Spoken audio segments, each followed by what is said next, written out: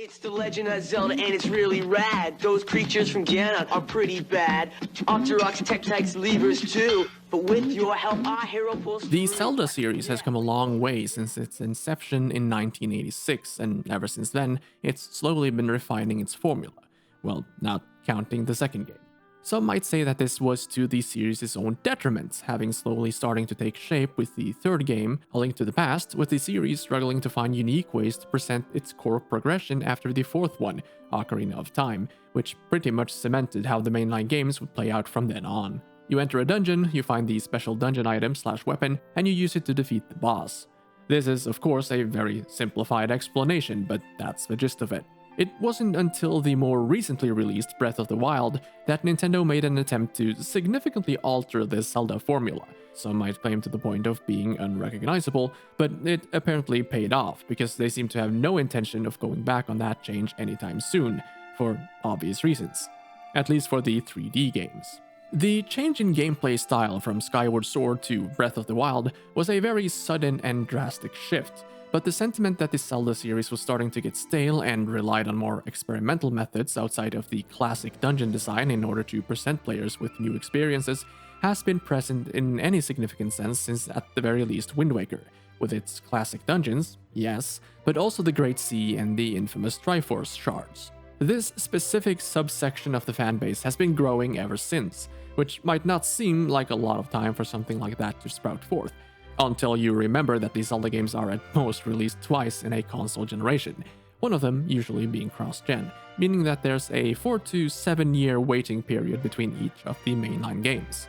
That gives us 15 years between Wind Waker and Breath of the Wild, during which a lot of people were getting increasingly vocal about there needing to be a change in the Zelda formula. This, despite Twilight Princess, the game succeeding Wind Waker, often being regarded as one of the best Zelda games in the series. Once Breath of the Wild actually released though, oh, hello, by the way, a lot of the fans of the modern games expressed confusion as to what they were trying to do with the series at this point, while some thought it was a breath of fresh air. Pun not intended. The most common defense I saw for this change in direction was that this wasn't really a change in direction at all. You see, there's this little game called The Legend of Zelda that released for the NES in 1986, the very first Zelda game, which has some similarities between Breath of the Wild and Tears of the Kingdom. Apparently. So that's where we're at this point with the Zelda series. I'll just tell you right away, this is not going to be a video comparing the original Zelda to the later ones. However, as I am planning to analyze all the main games chronologically, I figured I might as well try to set up an overarching plot with this intro that will loosely tie all these videos together, for whenever I get around to making them all. That said, I think it is important to keep in mind not just where the series is headed after this, but also where it came from. Of course, this being the first game in the series, there's really only one way to go. Zelda 1, as I'll be referring to it from now on, was for its time pretty groundbreaking, but it also suffers from being one of the pioneers of its genre. When thinking about games like this that are, frankly, ancient, I think it's important to take into account the limitations that was imposed on developers around this time. One of the big ones for this era was space, especially for games that came on cartridges. The famous example of the clouds and the bushes being the same sprite with different colors in Super Mario Bros. Comes to mind. In fact, in an Iwata Asks interview, there's an old design document that shows how they designed the dungeons for Zelda 1. Basically, in order to get around memory limitations, they had to fit the dungeons in two 17x8 grids. Well, that's not completely true, as it was originally 4 of those grids, but Takashi Tezuka made a mistake and only used half of them for the final game, which was actually what led to the inclusion of Second Quest, as they were able to add another 9 dungeons afterwards when the initial mistake was uncovered. These days, we have games like Call of Duty that almost requires to be installed onto its own SSD. In-game, Zelda 1 features almost no directions or tutorials to the point where when you start the game, you're just plopped down in the middle of nowhere. This wasn't considered unusual though, as up until a certain point, for some games much longer than should be expected, the included manual was considered a vital accessory, not only relaying the story and controls, but also giving out hints and other helpful information that would make the game more accessible, or in Zelda 1's case, actually playable. That said, I wouldn't put much stock in the actual text that's in here, as it's horribly mistranslated at a lot of points, which at best is just funny, while at worst is pure misinformation, where what is described is not reflected in-game. Oh, and if you're interested in these mistranslations, I highly recommend you check out legendsoflocalization.com. What you'll want to use the instruction booklet for is, first of all, to look at all the cool art, but second, to use the included overworld map. It's not completely filled in, but it includes the location of the first 4 dungeons, as well as a handful of places of interest in order to get you started. Now, odds are you could just as well aimlessly wander around the world and eventually stumble upon at least most of the dungeons after a while, as the ones that doesn't require hints to find are pretty much out in the open and recognizable by their entrances being relatively unique. But I wouldn't recommend this approach, as the first difficulty spike is at level 3, with the dungeons and the enemies in them only getting tougher after that. So it's generally recommended to follow the official order of the dungeons in order to get the heart containers you rewarded for killing the bosses. There are a couple of them hidden in the overworld too though. However, while you can have a total of 16 hearts, the 3 that you start with, the 8 you get from dungeons, and the 5 you can find in the overworld, only 3 of the latter 5 are available to you without completing level 3 and 4, or at least visiting them for their items, and for the remaining ones, you're only realistically going to be able to find 1 heart container by yourself due to how they're hidden. That's the one that's tucked away behind a fake wall you'll need to bomb up in the right corner here on the map, in this one square on the instruction booklet with a question mark on it. The question mark serves as a way to clue in the players that, hey dumbass, there's a secret here, but they don't outright tell you what, where, or how within the rectangle in question, though the placement of the question mark fits pretty nicely for this one in particular. It's the same for every square that's marked as a point of interest, but none of the others hides heart containers, so where are the other 4? Well, the first is easily accessible once you have the ladder from level 4, so you can cross over the water right here. The second is located directly north of the first, where you need to have the raft so you can sail the 7 seas. So far, so good, but here comes the actually deranged ones. The third one requires you to bomb this specific space in the southern part of the overworld. Not only isn't there a single hint or indication that there's something bombable here, but even if you were to randomly get an inkling and place down a bomb somewhere along this wall, the placement of it needs to be so embarrassingly specific that you might miss it entirely, even if you were to bomb the entire wall 1 space at a time. Something you normally would never do thanks to the scarcity of bombs in the game, in addition to you only being able to carry 8 without any upgrades. Literally, how the fuck are you supposed to find this?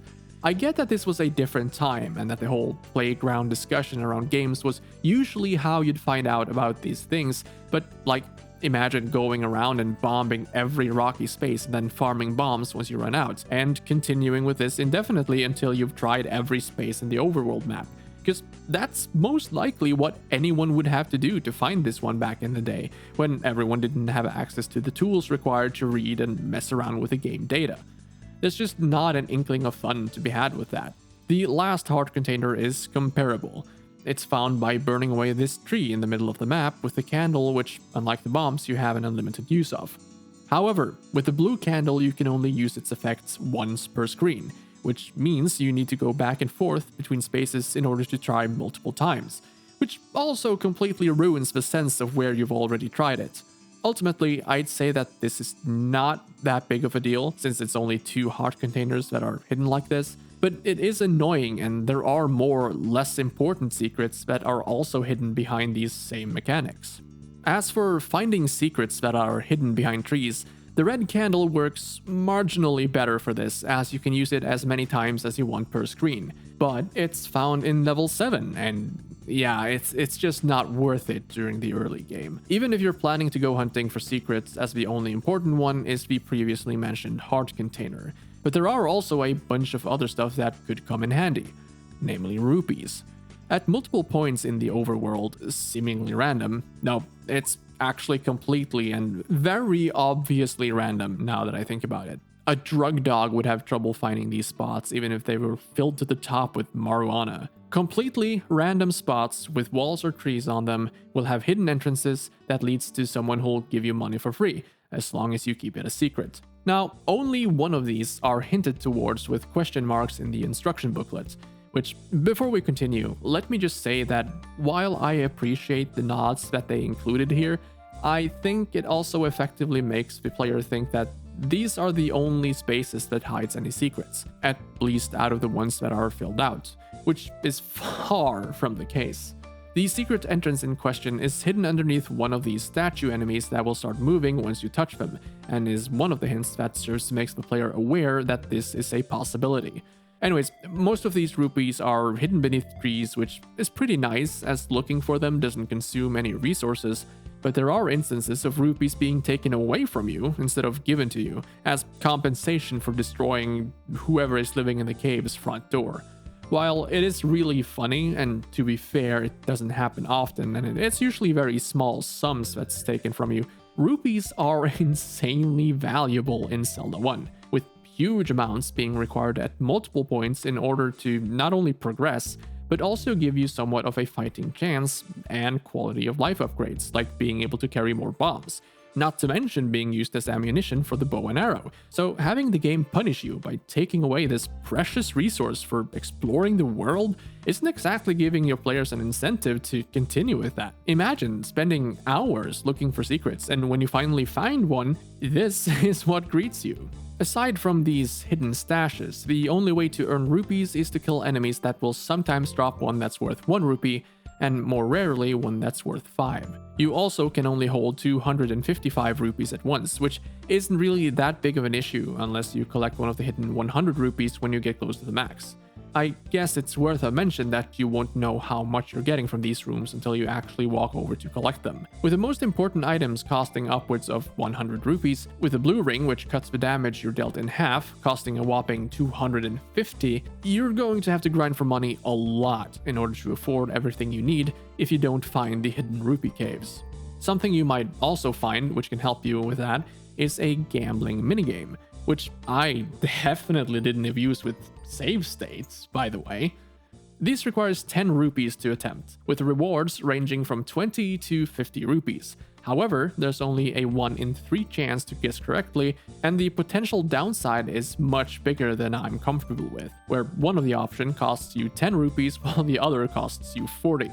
Oh, and these sums are the total amount, so while you need 10 to make an attempt, you're still only going to lose a total of 10 or 40, while you'll gain a total of 20 or 50 if you guess right. But I still think the potential loss completely destroys the viability of this minigame. You could save scum, but on original hardware, that includes dying every time you get a hit, and having to walk all the way back regardless of if you win or lose. So yeah, that's a huge waste of time, especially considering how you'll need a total of 540 rupees in order to just buy the stuff you're required to have in order to beat the game, while also having at least a semblance of a good time, which is why I've included the blue ring and the magic shield. That's 11 trips to the casino if you win 50 rupees every time. To be clear, the problem isn't that finding rupees is hard. The problem is twofold in that it's not only hard, you're also required to in order to have a good time and actually clear the game, which forces you to spend a lot of time grinding.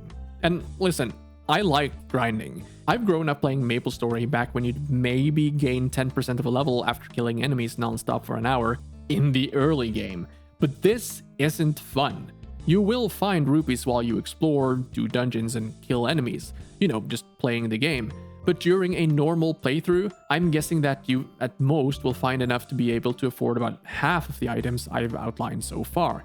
And there are even still plenty other things you'll want to buy to make your life easier, like bomb upgrades for 100 rupees each, potions where the one you can use twice costs 68 rupees, and other stuff. So using the gambling minigame is by far the most reliable way to earn cash, at least compared to going around and killing enemies that might or might not even drop rupees at all. There's one of these gambling places out in the open at the top right, and you can retry it as many times as you'd like. I don't think there's any difference between this one and the hidden ones, so I don't really see why these are even here. Maybe other than cutting down travel time. But they're just as obscurely hidden as the other secrets, so I imagine these would be kinda disappointing to find back in the day. In addition to these secrets, there's some other minor ones like potion shops, which, just like the gambling dens, also has one that's readily available out in the open and are impossible to find otherwise. There's also shops that, other than the one that's highlighted by the question mark in the middle left here that sells the blue ring, have the same items found elsewhere at a lower or the same price for certain items. Then finally, there's the old people that will either give you some useful information, like the one alluding to where the magic sword is hidden, or the vitally important hidden one that's highlighted by the included map, which clues you into the trick behind getting past Lost Hills and gaining access to level 5. Oh, and there's fairy fountains that fully heal you too, which comes in handy when you eventually die and restart with 3 hearts no matter how much max health you have. As for the layout of the overworld itself, I'm not quite sure how I feel about it. Looking at it in its entirety, there's clearly a lot going on with pathways leading to different places and a clear distinction between areas, even between screens with the same environmental sprites. Like the forest off to the east here has tight corridors, while the forest in the middle has trees that are littered throughout the area. It's just, this isn't how you're going to be viewing the game when you play. This is. Can you tell where we are just by looking at the surroundings right here?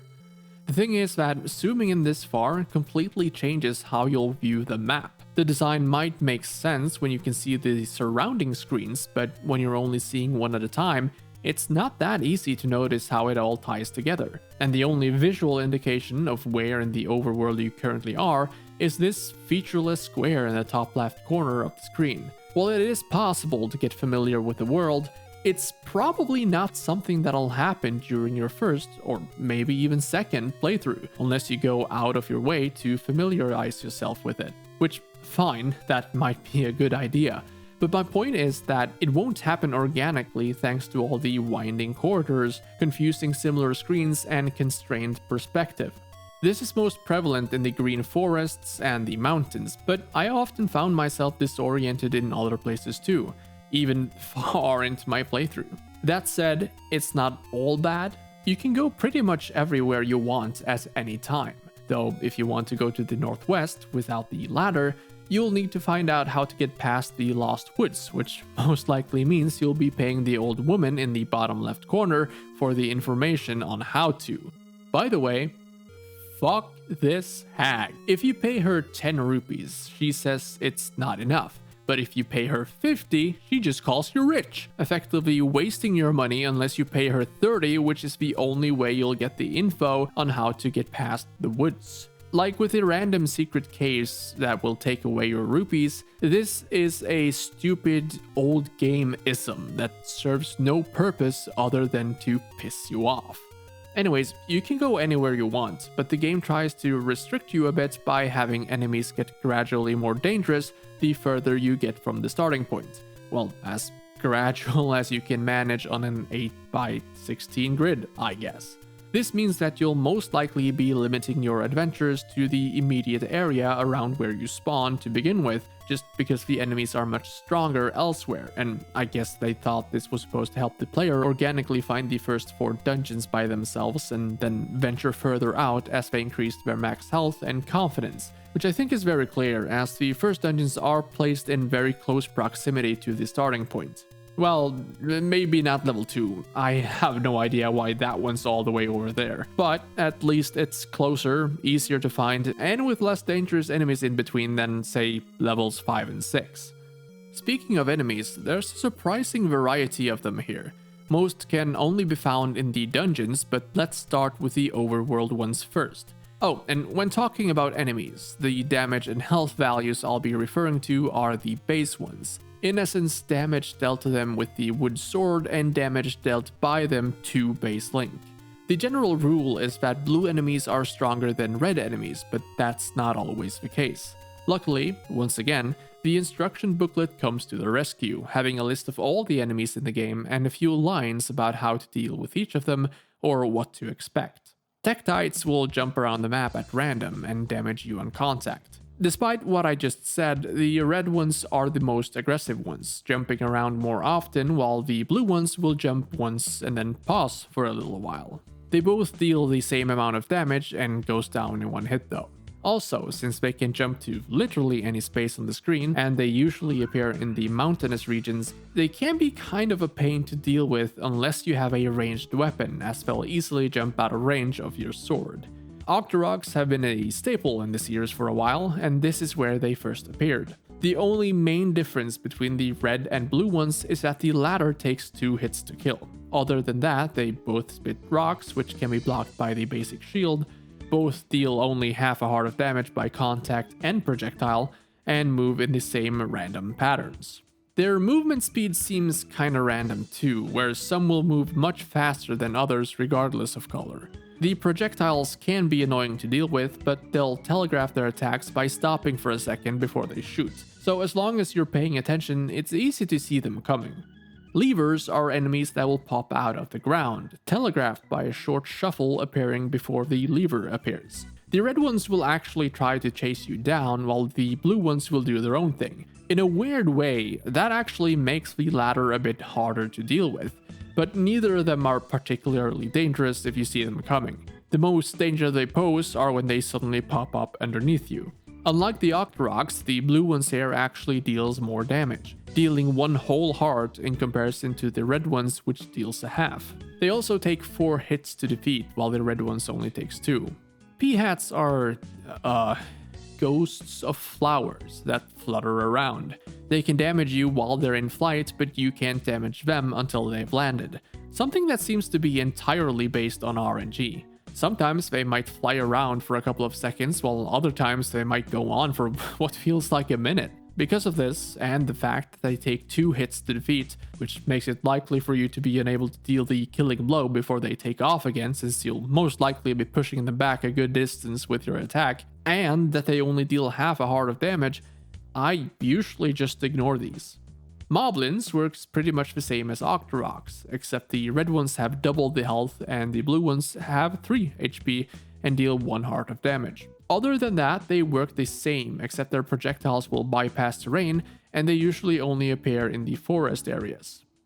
The Armos are all rooted to the ground until you touch them, at which point they'll either slowly move in your general direction or zoom around the screen like a kid that's been given too much sugar, and you have no way of knowing which it is until they start moving. Though, like the Octoroks, it seems like this difference is hard-coded into specific individuals based on where they are or what they're guarding.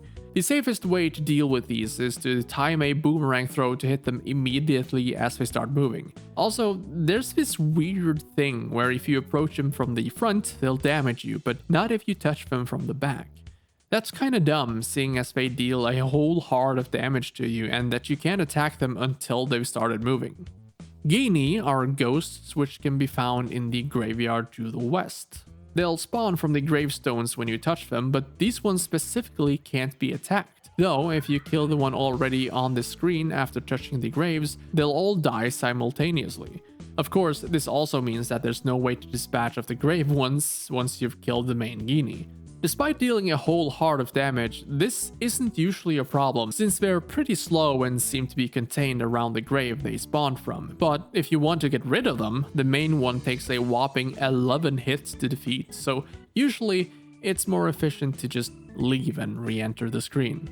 Lynels are the most powerful enemies in the overworld. The red one deals 1 heart of damage and takes 4 hits to kill, while the blue ones deal 2 hearts and takes 6 hits to kill. But that's not all. These guys shoot sword beams at you, which deals 2 hearts regardless of the color. But unlike other projectiles, these can't be blocked with your normal shield. Just like all enemies with ranged attacks, they'll stop for a second before firing, so you'll be able to see them coming. But they'll also constantly move in your general direction, so there's a pretty high chance the beams will be directed at you, and since they'll bypass every kind of obstacle and fly through the entire screen, there's not really anywhere to hide either. Zoras are present in all bodies of water throughout the overworld. They're not particularly dangerous as they'll only deal half a heart of damage. They're more annoying than anything else, giving you an extra projectile. Wait, I'm sorry, ball to actively avoid while also dealing with other enemies. They'll keep appearing at random spaces and disappearing between each attack, and will actually heal in between, so chances are that if you don't manage to take them out in the first attack, which is pretty hard to begin with thanks to their erratic behavior, you won't be able to at all. Finally, the last overworld enemy is rock. That's nice, I guess.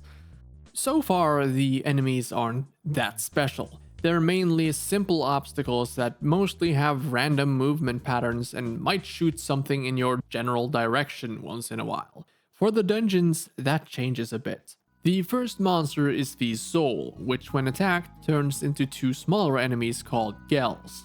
This can be bypassed though if you have a stronger weapon, and is the only way for these enemies to drop anything. The big guy deals 1 heart of damage while the small ones deal half a heart. And while these souls move relatively slowly, you have to be careful not to kill them when they're up against a wall, as it's hard to tell where the Gells will spawn when it doesn't have room around it to deposit them, making the transformation seem like more of an explosion.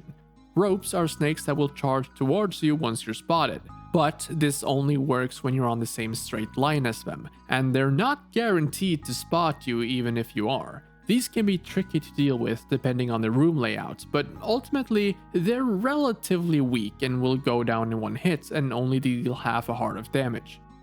Vires are much the same as souls, as they'll split into 2 keys when they're killed unless you have a powerful enough weapon. But they're much more mobile and will jump as they're moving around the room, making them a bit more unpredictable than the souls, while simultaneously also dealing a full heart of damage.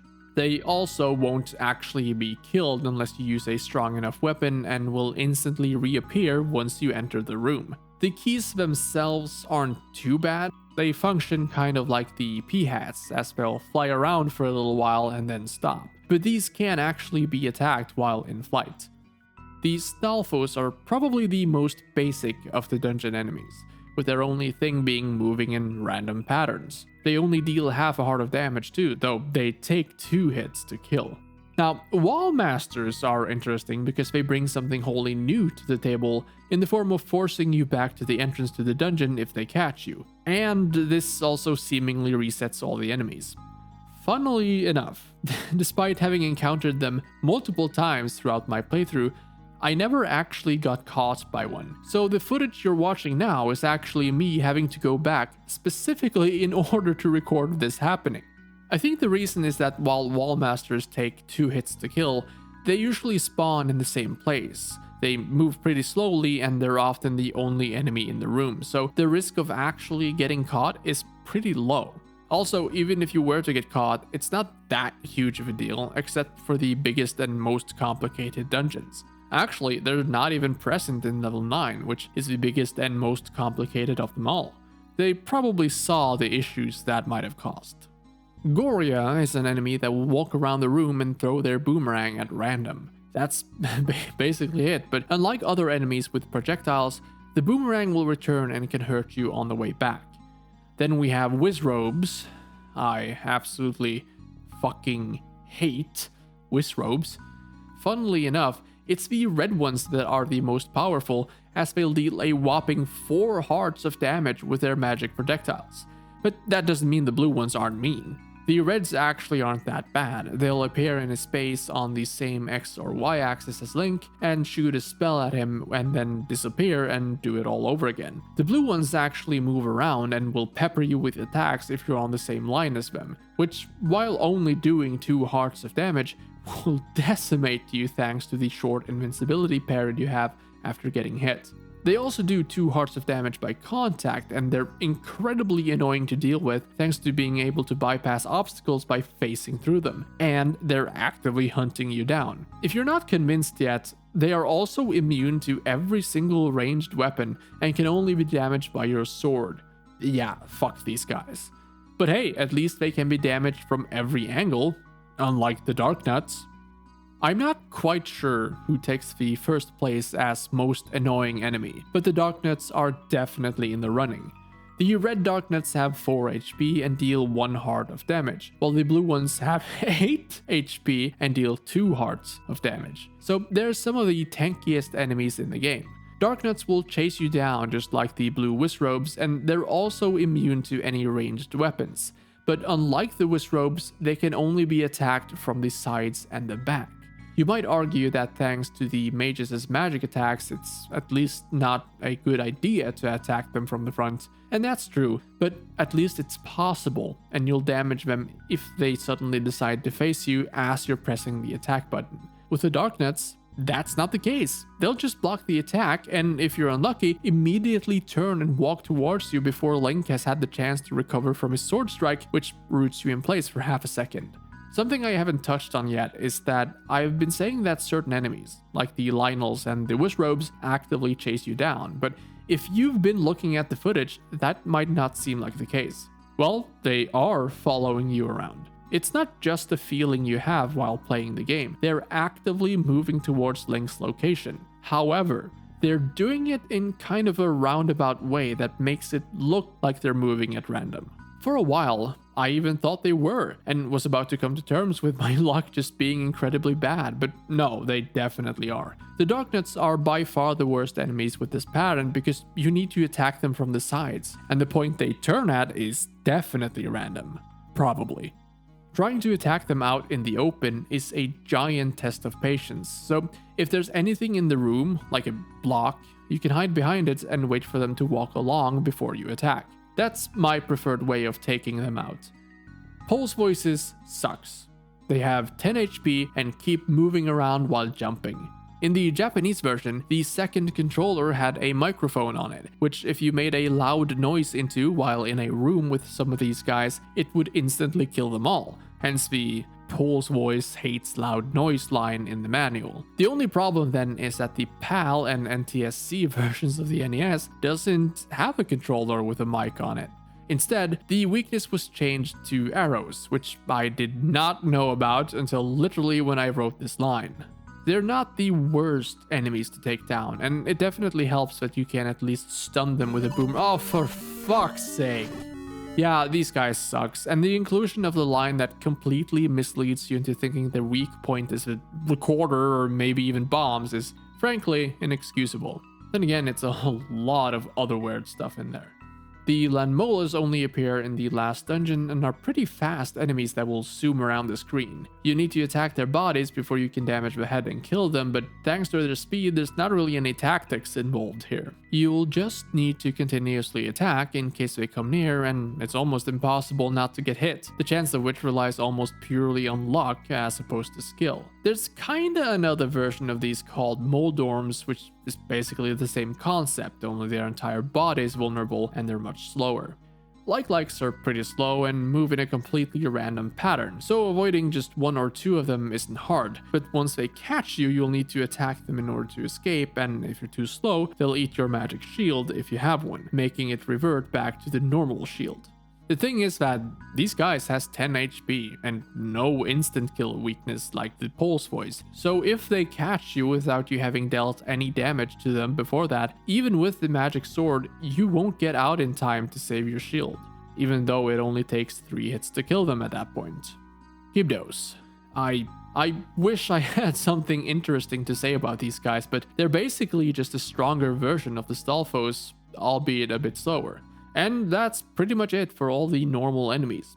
There's a lot of variety here, and they're used in a few interesting situations throughout the dungeons, which we'll look more closely at once we start going through them. But first, I think it's important to lay out the different items and explain what they do, since some items has an important function when it comes to combat. For items, there are active ones and passive ones. The latter aren't that interesting, so I was thinking I'd just give them a short mention, at least for now. The raft lets you sail across water from what's supposed to be a dock. The ladder lets you cross water or chasms that are one space wide. The letter lets you buy potions from the old ladies that can't be interacted with normally. The blue and red rings cuts the damage dealt to you by 2 and 4 respectively. The power bracelet lets you move rocks in the overworld, and this is used pretty much exclusively to access the fast travel spots. Something that's also mostly used for fast travel is the recorder, which you can use to travel between all the dungeons you've cleared, though that's actually an active item. But it is essentially its only use, except making Dig Dogger killable and then opening the entrance to level 7. Another active one that I'm gonna shoehorn in here is the bait. It's mostly useless except for a couple of instances where you have to give some to a hungry Goria. But according to the manual, it's supposed to lure enemies to it, which is of course a truth with modifications. I mean, these guys doesn't even remotely react to it at all. Well, turns out it only works for some enemies, and the effect is almost unnoticeable, and in some instances make it even harder to deal with the enemies thanks to their erratic behavior. Also, thankfully, to my surprise, laying it down like this doesn't actually consume the item. And finally, there's the magic key, which gives you unlimited small keys. These are mostly items that you might expect to find in any old RPG. You know, armor, overworld traversal boons, static improvements.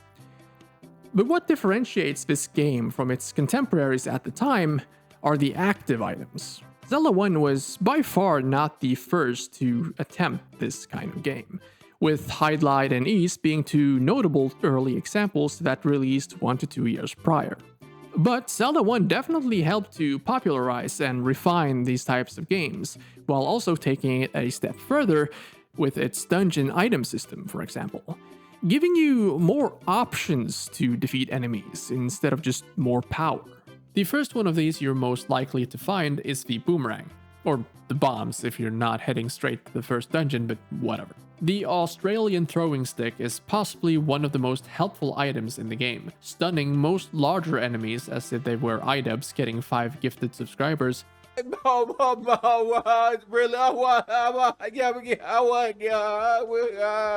really payday. While straight up killing smaller weak ones like Gels or Keys. It can even retrieve collectibles like hearts, fairies, and rupees, which is pretty nice for when you kill an enemy in an area that's not accessible. It's also one of the only weapons in the game that you can use diagonally and will also hit enemies on their return path. The magic boomerang, which is blue, works basically the same, except it has a longer reach, which means that you can throw it from one side of the screen to the other.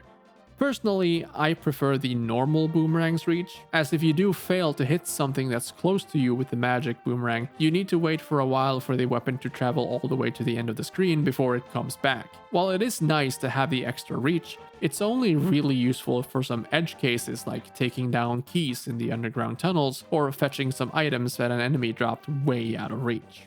Most use cases for these is stunning enemies for the sake of being able to attack them while they're standing still, so you're going to be somewhat close to them anyways, not just in order to get over to them before the stun runs out, but also to aim better. In addition, you're probably going to get the most use out of this in the dungeons, which not only has a lot of enemies coming at you at once, but also a more constrained space, which the boomerang doesn't care about, since if it doesn't hit any enemies, it bypasses all obstacles and will hit the edge of the screen anyways. This item is great for the first few dungeons, but starts falling off as they introduce enemies that are immune to it in the later ones, so it's basically a crutch for beginners for the most part. So, bombs are used mostly for finding hidden doors both in the overworld and in the dungeons. I already touched on how stupidly accurate you have to be with your bomb placement in the overworld, having to place the bomb on almost the exact center of the square the door is hiding behind. But in the dungeons, it seems like you could almost have a pebble launched from the explosion knock the walls away. So I'm not quite sure what's going on there, especially considering that the dungeon secrets are always placed at the midpoint of the walls, like the normal doors are. Bombs can also be used in combat and have a pretty big range and deal 4 damage to enemies inside its blast radius, so it can be pretty useful for some of the tougher ones. But most importantly, it's the only alternative weapon that can be used against Darknuts. The only problem with using bombs as weapons, especially in the dungeons, is that you only have a limited amount of them, which you will most likely want to use to explore the dungeon instead. At first, you're only able to carry 8, but this can be upgraded twice so that you can hold a total of 16. But not only are these upgrades expensive, they're also hidden in level 5 and 7, two of the later and harder dungeons in the game. Buying at least one of these upgrades is almost required if you want to do any kind of exploring, simply because there are so many possible hidden doors, and that while the dungeons are pretty good at giving you bombs where you might need them, enemies will very rarely drop them, and especially not when you need them the most. Although, when they do, they always drop them in batches of 4. Oh, and somehow they won't hurt you even if you're standing in the middle of the blast, which is kinda weird when you get burned by the fire from the candles. I mentioned how these worked a little while ago, but to refresh your memory, the blue one can be used once per screen while there's no limitation of the red one, and they shoot out some fire a couple of spaces in front of Link when used. What they're mostly used for in the overworld is burning away trees in order to find secrets, but in the dungeons they're used to light up dark rooms. And if you're able to trap a tough enemy in a corner, they can also be used as effective weapons. Although, at the point you've gotten the red candle, this isn't really the most viable option anymore.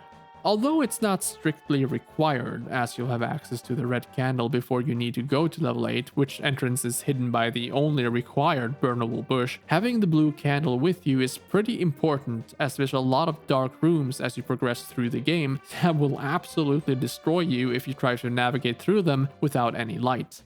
This is basically all the blue candle is useful for though, so it's not exactly winning any awards for the best Zelda item anytime soon. So having to actually buy it feels a bit weird, but it's just 60 rupees, so it's not too bad for how much easier it makes your life. The second, I guess, official dungeon item you'll find is the bow. The bow is literally useless and can't even be selected on the item screen until you buy the arrow for 80 rupees. Why couldn't you just automatically have arrows? Who the fuck knows? Arrows aren't even consumables. When you have both items and you use them to shoot an arrow, your rupee counter simply goes down by 1. Why would you need to buy a permission slip, and a rather expensive one at that, to be able to spend more money in order to use the weapon? It's another one of those weird old game-isms, and again, money is extremely important, so naturally this makes you heavily weigh when to use the bow. In my case, I just never did. It's not even that powerful either, dealing simply 2 damage. 4 if you have the silver arrow that you get literally at the end of the game, although it is a ranged weapon, so it has that going for it at least.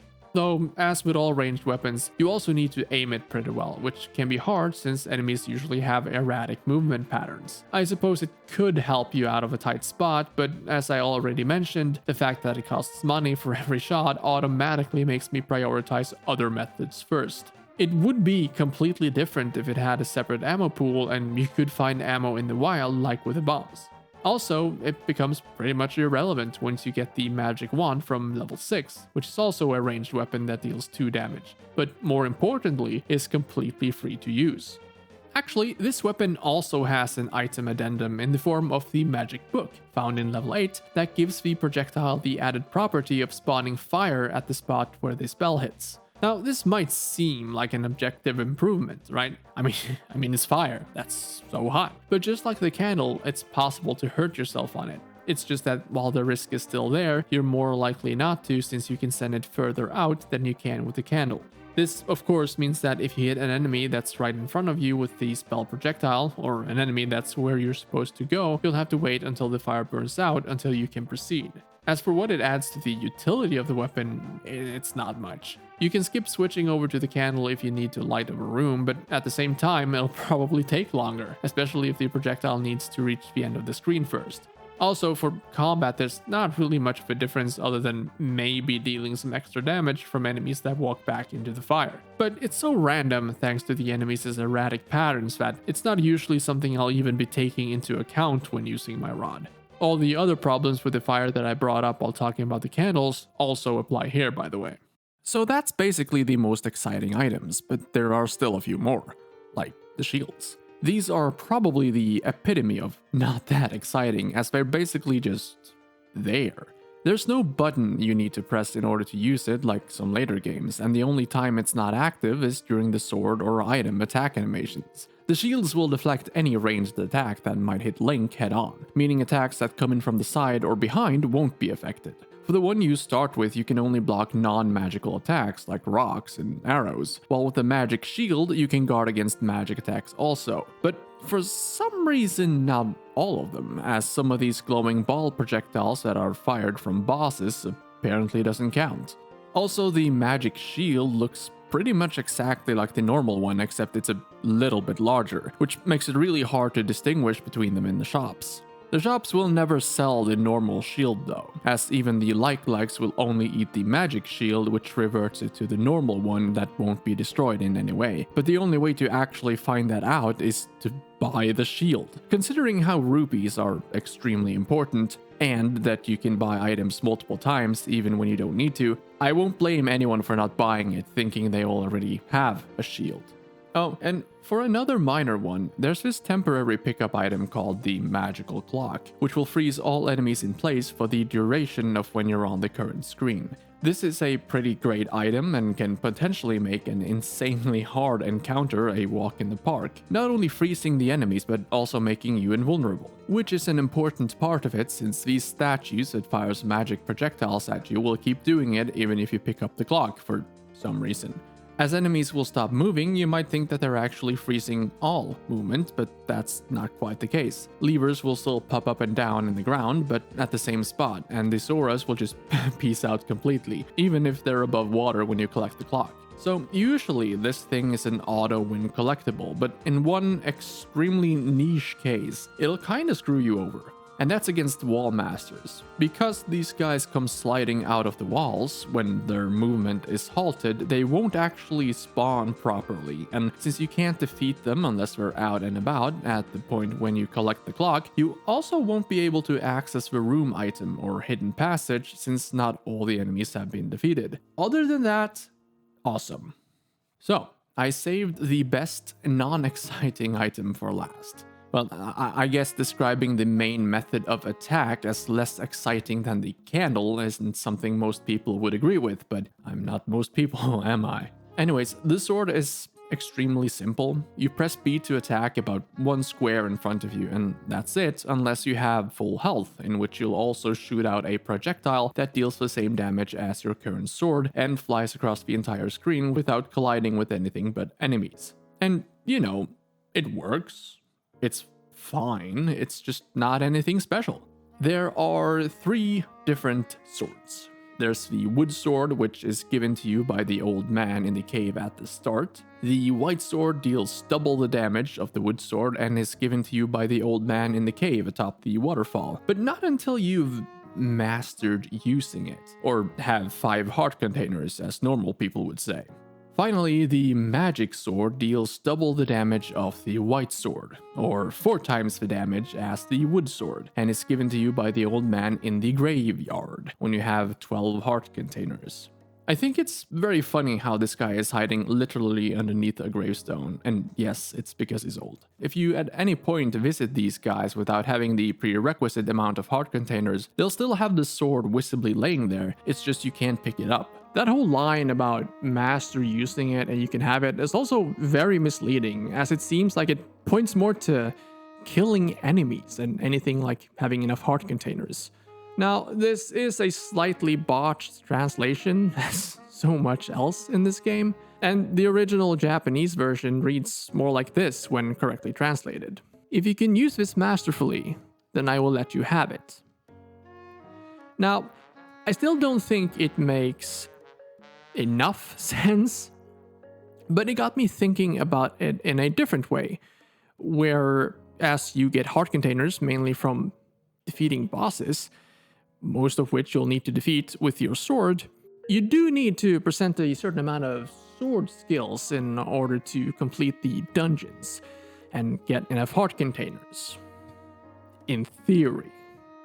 Anyways, the reason I say that the sword itself isn't as important, or I guess exciting, I should say, as the other items, is that while it's the prime attacking weapon, it's also very one-note, and you'll also need to make use of other items in addition depending on the situation and enemy types. Of course, it's not just the enemy types themselves that makes the game challenging, but also how they're set up for each of the different areas. For the overworld, each screen has a predetermined type and amount of enemies, with their spawn points being either randomly spread throughout the area, or in some specific squares they'll randomly appear from the sides one by one. For the most part, the game will populate the different screens with the same enemy, though sometimes mixing in both red and blue types. As you start venturing further out from the starting point, not only does the game start to throw more enemies at you, but they also start combining them. They try to do it carefully at first, like for example combining a Sora with a couple of Octoroks or Levers, and then P-Hats and Levers and P-Hats and Lionels and so on. I think the general idea for the harder setups is to have a speedy enemy that you'll need to actively avoid, and then a more dangerous type that can deal some damage, all in a gradually smaller area than usual. The Lionel setup is especially annoying as they're not only strong but also has ranged attacks. But as this is the overworld, there's not really any incentive to engage the enemies other than to find rupees and bombs. So if stuff gets too hard, you'll naturally just avoid the encounters. And since the overworld is relatively open-ended with a very limited amount of environmental obstacles thanks to wanting to keep that freedom untouched, there's not really any way to force the player into a curated path with enemies that place off of each other and the environment. It's a bit different in the dungeons though. So far, I've been referring to these as dungeons, but their official names are labyrinths, which I think gives you a better idea of what to expect, to be fair. They are located in the underworld. Probably not the type of underworld you're thinking of right now though, but simply an overly direct translation of something that would be situated underneath the overworld, if that makes sense. Anyways, these are where most of the gameplay will take place, which might confuse you since I've been going on for like a very long while at this point without really discussing them at all, but hey, that's about to change. While you're free to do some dungeons before others, they're named level 1 to level 9 in order of easiest to hardest. Of course, this is based purely off the developer's sense of difficulty, so it might slightly differ for each individual, but that's at least the general thought behind the names. Level 1, the easiest one, is located pretty much right in the middle of the overworld, and odds are you're going to bump into it sooner rather than later if you're just going about your own devices. But in another attempt to highlight how great the instruction booklet is, it will actually show you the way to not just level 1, but also 2, 3, and 4. And that's not all. There's even a full map with its collectibles for both level 1 and 2. They really did not want you to get lost before starting the game properly. The manual will also give you the official names of the dungeons, which is basically what they're supposed to look like. So level 1 is an eagle, 2 is a moon, 3 is a... Okay, yeah, we're stopping there. The point is that the room layout for each labyrinth is designed to make them look like distinct creatures or shapes. Another part of the manual that's often neglected by the people talking about this game is the list of items that are obtainable, but more importantly, which items can be found in which dungeon. This feature makes it easy to know if you're missing something. Anyways, I think we've derailed the current topic for long enough at this point, so let's get back to discussing the labyrinths again. One thing to keep in mind is that there's 2 items you should look for in every dungeon. The compass, which will highlight where the Triforce piece is hidden, and the map, which will give you the general shape and number of rooms of the current dungeon. You won't have a map in the upper left corner here until you find the actual dungeon map that's hidden in one of the rooms, but you won't be getting a lot of info out of it, as there's no way to see which rooms connect to which other rooms, and especially not any indicators of where these secret underground passages are. However, if you go into the Items Select menu while in a labyrinth, you'll have a separate map that updates for each room you visit. This is presumably a map Link is making as he explores, but more importantly, the rooms won't be filled in until you've actually visited them, regardless of if you have the dungeon map or not, which makes this, in combination with the top left corner map, a great way to orient yourself and figure out where you haven't been yet. It still doesn't show a lot of detail like hidden rooms and that stuff, but at the very least, it'll show you the doors that are open and leads to other rooms. If there's a door that you need to unlock by any other way than using a key though, that passage won't show up on the map for some reason, which is kinda odd and confusing, but it's not a huge problem for the most part. After all, most of the dungeons are pretty simple in this regard, often to the point where you don't really need a map at all. And with that, let's go over them. My plan here is to go over the most notable rooms and gimmicks in each dungeon. But for the first one, level 1, Eagle, I'm thinking I'll go over the entire thing, as not only is it relatively short, but it's also chronologically the first dungeon, and the game is trying to teach you a lot of its mechanics here. When you first enter, you're met with 3 possible options: east, west, or north. Except the door to the north is locked, so the only real options are the doors to the sides. Of course, at this point you could go either buy a key or collect one from a different dungeon, as keys aren't locked to the labyrinths you find them in. But I'm going to try and keep these dungeons isolated as much as possible, just for the sake of keeping them separated and more easily digestible. So, if you go right, you'll find a room with some Stalfos in it. Notably, one of these guys are visibly carrying a key, although you'll need to be kind of eagle-eyed to spot it. For some reason, this is a very seldom used mechanic. Collectibles like these are usually given to the player first when they get rid of every enemy in the room. I imagine the reason for this particular setup is because it's literally one of the first rooms in the first dungeon, so the devs probably wanted to make sure the players would be able to find a key no matter which room they decided to visit first. Because, surprise, the room to the left has a key in it as well. But in here you'll need to defeat all 3 keys before it spawns. This teaches the player 2 things. 1, that you're rewarded for exploring other rooms despite the obvious way forward being available, and 2, that killing enemies in a room usually results in something good, / is required to find whatever the room is hiding. That's probably why the left room has fewer and easier enemies than the right one. Some people might take away the wrong idea in that all collectibles will be held by certain enemies with the setup in the right room, but I think the fact that you can easily see the key behind the Stalfos helps negate that. Still, kind of an odd inclusion considering they almost never do that again. When going north, you're met with 3 Stalfos in a rather uneventful room with just 1 other exit. But heading through that reveals a room with even more Stalfos and exits. We're going to ignore this room for a minute and instead head east into this room with a bunch of keys in it. More importantly, this is also where the compass is, and you don't actually have to defeat the enemies here to get it. They're acting purely as obstacles here. When you collect the compass, you'll see that the boss is in the top right, which is relevant for this next part. At this point, you're probably going to have found 2 keys, but there's nowhere to use the second yet, so if you're like me and suck at the game, you're probably going to want to avoid unnecessary fights, which means that you won't find the key that spawns after you take down these guys. If you were to do that, however, you'd pretty quickly find your path partly blocked, having to decide to either pursue the boss to the upper right or the dungeon item to the upper left, though at this point you probably don't know that's what's hiding up there. Either way, skipping that 3rd key will limit you to only one of these paths, making you have to go back and explore the dungeon again, potentially landing you in even more danger after the enemies respawn.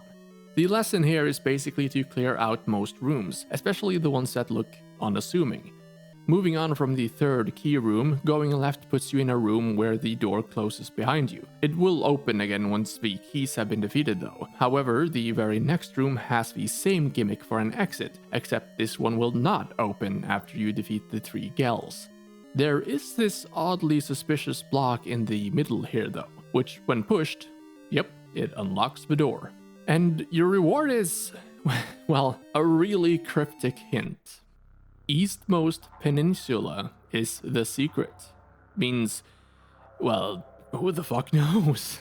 No, really, a lot of the hints you get from these rooms in the other dungeons are actually really helpful, but this one in particular is way too cryptic and non-specific to actually have any meaning to it.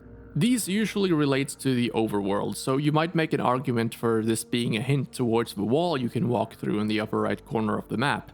But would a kid actually know what a peninsula is?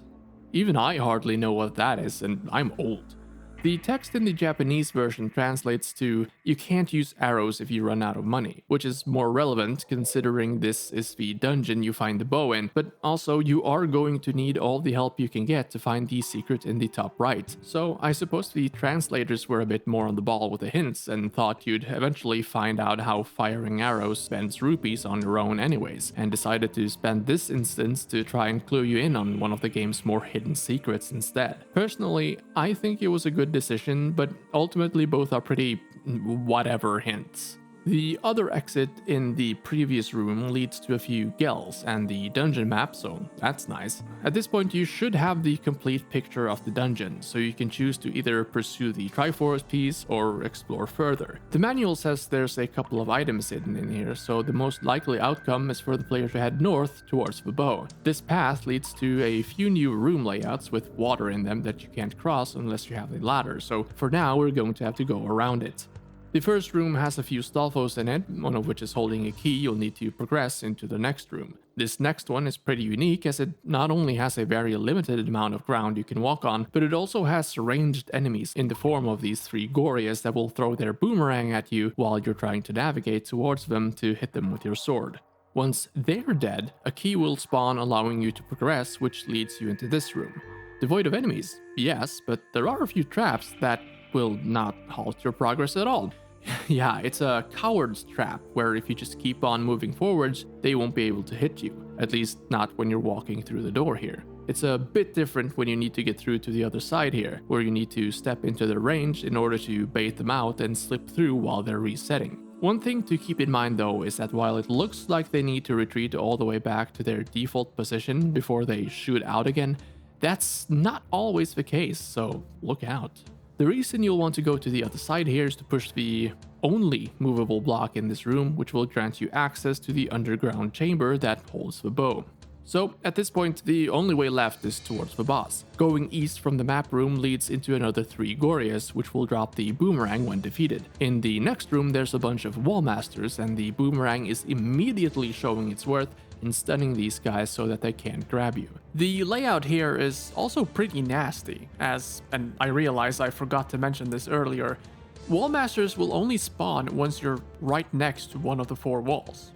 So since this is the first room with these kinds of enemies in it, you're lured into a false sense of security, thinking you'll just be able to stroll over to collect the key, until wham! You're suddenly surrounded by these creepy, disembodied giant hands. They'll also spawn from different points in the room and can easily trap you and grab you if you're not careful. What makes this room extra devious is that regardless of if you go here first or last, you'll still need to grab this key so that you can actually access the boss room. The boss is Aquamentus, a dragon, I guess, that will move slightly from side to side as it's peltering you with fireballs in a cone pattern with a pretty long delay between each shot, and that's your chance to get in close, strike, and then to get back out of the way. You could also go back outside and buy the arrow if you need a little help, as the boomerang will do nothing here, but that really should not be required as this guy is a bit of a pushover.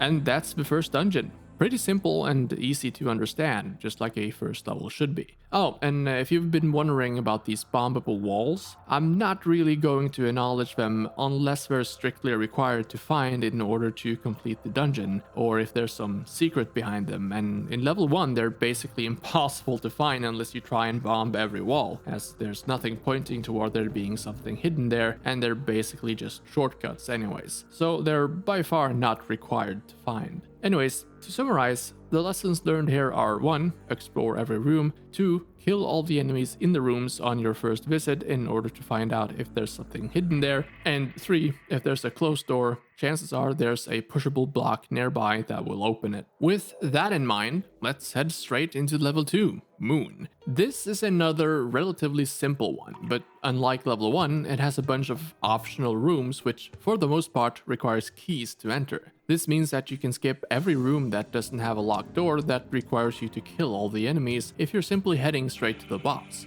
Of course, you won't know that as a first-time player, but it's interesting nonetheless.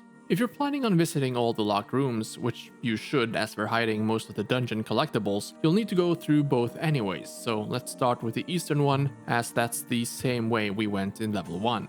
This is where you'll encounter the ropes. Actually, you will whether you go north or east, but the 2 rooms are set up slightly differently. The northern room has 4 blocks that you can use to hide behind, while the eastern one is completely barren. Since ropes will charge you at sight, north is probably the best intro to these guys, but having full freedom to move around isn't too bad either. The northeastern room is probably the most nasty one, as the blocks gives the ropes a clear path towards you, and since they're speedy they can be hard to avoid with all this stuff in the way. This way to set up encounters is similar to level 1, where they gradually introduce enemies in simple locations, while eventually introducing more environmental factors alongside them. Level 2 is a bit more aggressive with this, as they only give you 2, maybe 3 rooms with the same enemy before they throw a bit more complex setup at you.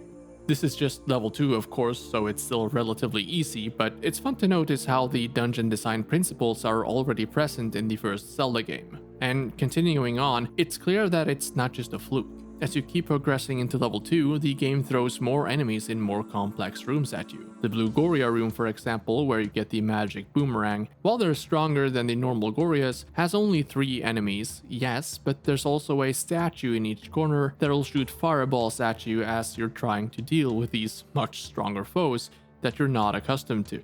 This is one of the optional side rooms too, so you're free to come back later if you're not up to it. But the difficulty spike is pretty steep, even if the reward is a boomerang upgrade. I also want to mention that you can bomb your way through every one of these rooms on the right side here. I don't know why you'd want to, especially considering the boss of this labyrinth, but the option is there, I guess. Speaking of, at the very last of the rightmost rooms, you'll find another hint guy who'll tell you that the Dodongo dislikes smoke.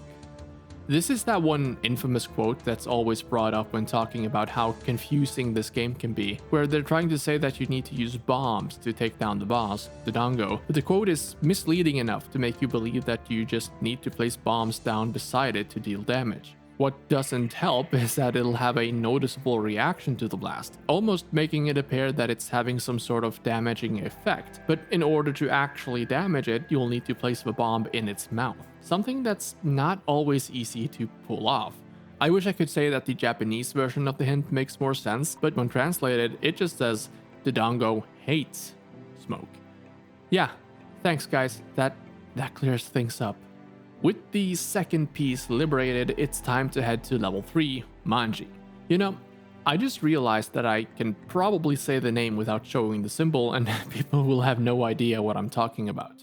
Anyways, apart from the overall design, this dungeon is interesting in that you're immediately giving the resources to skip most of the dungeon and just head straight to the boss, and that's by far the easiest route. The only possible path you can take from the start leads into this room, where the game introduces the soul enemies, one of the kinds that splits into 2 when you attack them. The room is spacious and it's easy to dispatch of them, as they will fly in the opposite direction of where you hit them into the first obstacle before they split. But then with the next room they have narrower passages, which makes the act of the enemy splitting even more explosive if they're next to a wall, since they will not just jump even more all over the place, but they also won't go very far like in the previous room.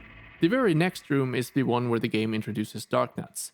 It's a completely blank chamber, which usually means more space to move around in, but ironically, I think this makes fighting dark nuts harder, since their movement is kinda erratic and hard to predict without some wall or block they can move against while opposite you. With the room being free of obstacles, like here, you never truly know when they're about to turn around towards you so that your attack hits their shield. While if they're moving against a block, like this, you at least know that they won't turn until they've passed the obstacles, which makes you able to attack them during that in-between space, and it also gives you enough time to retreat to avoid being body slammed by them. This makes it so that the first room where you're supposed to get eased into fighting dark nuts is actually harder to deal with than the other ones, where you literally need to defeat all of them to open the door to the next room. Except this one. Fuck this room. Thankfully, you don't need to kill any of the enemies here, but the sheer amount of them makes it extremely hard to avoid taking damage at all while trying to reach the staircase which leads to the dungeon item of level 3, the raft, which is required to even beat the game. Anyways, back in the initial Darknet room, if you go north, you'll end up in what's kind of like a hub for this labyrinth. You'll also end up here if you chicken out in the westmost Darknet room, since we place loops. No matter which way you go about it though, if you've gotten all the easily acquired keys, you'll have enough to go through any of the locked doors. Going east leads you to the boss, which you'd have easily guessed if you picked up the compass a bit earlier, and also gives you the map. Going north, however, leads you to one of the most important hint rooms this early in the game. Did you get the sword from the old man on top of the waterfall?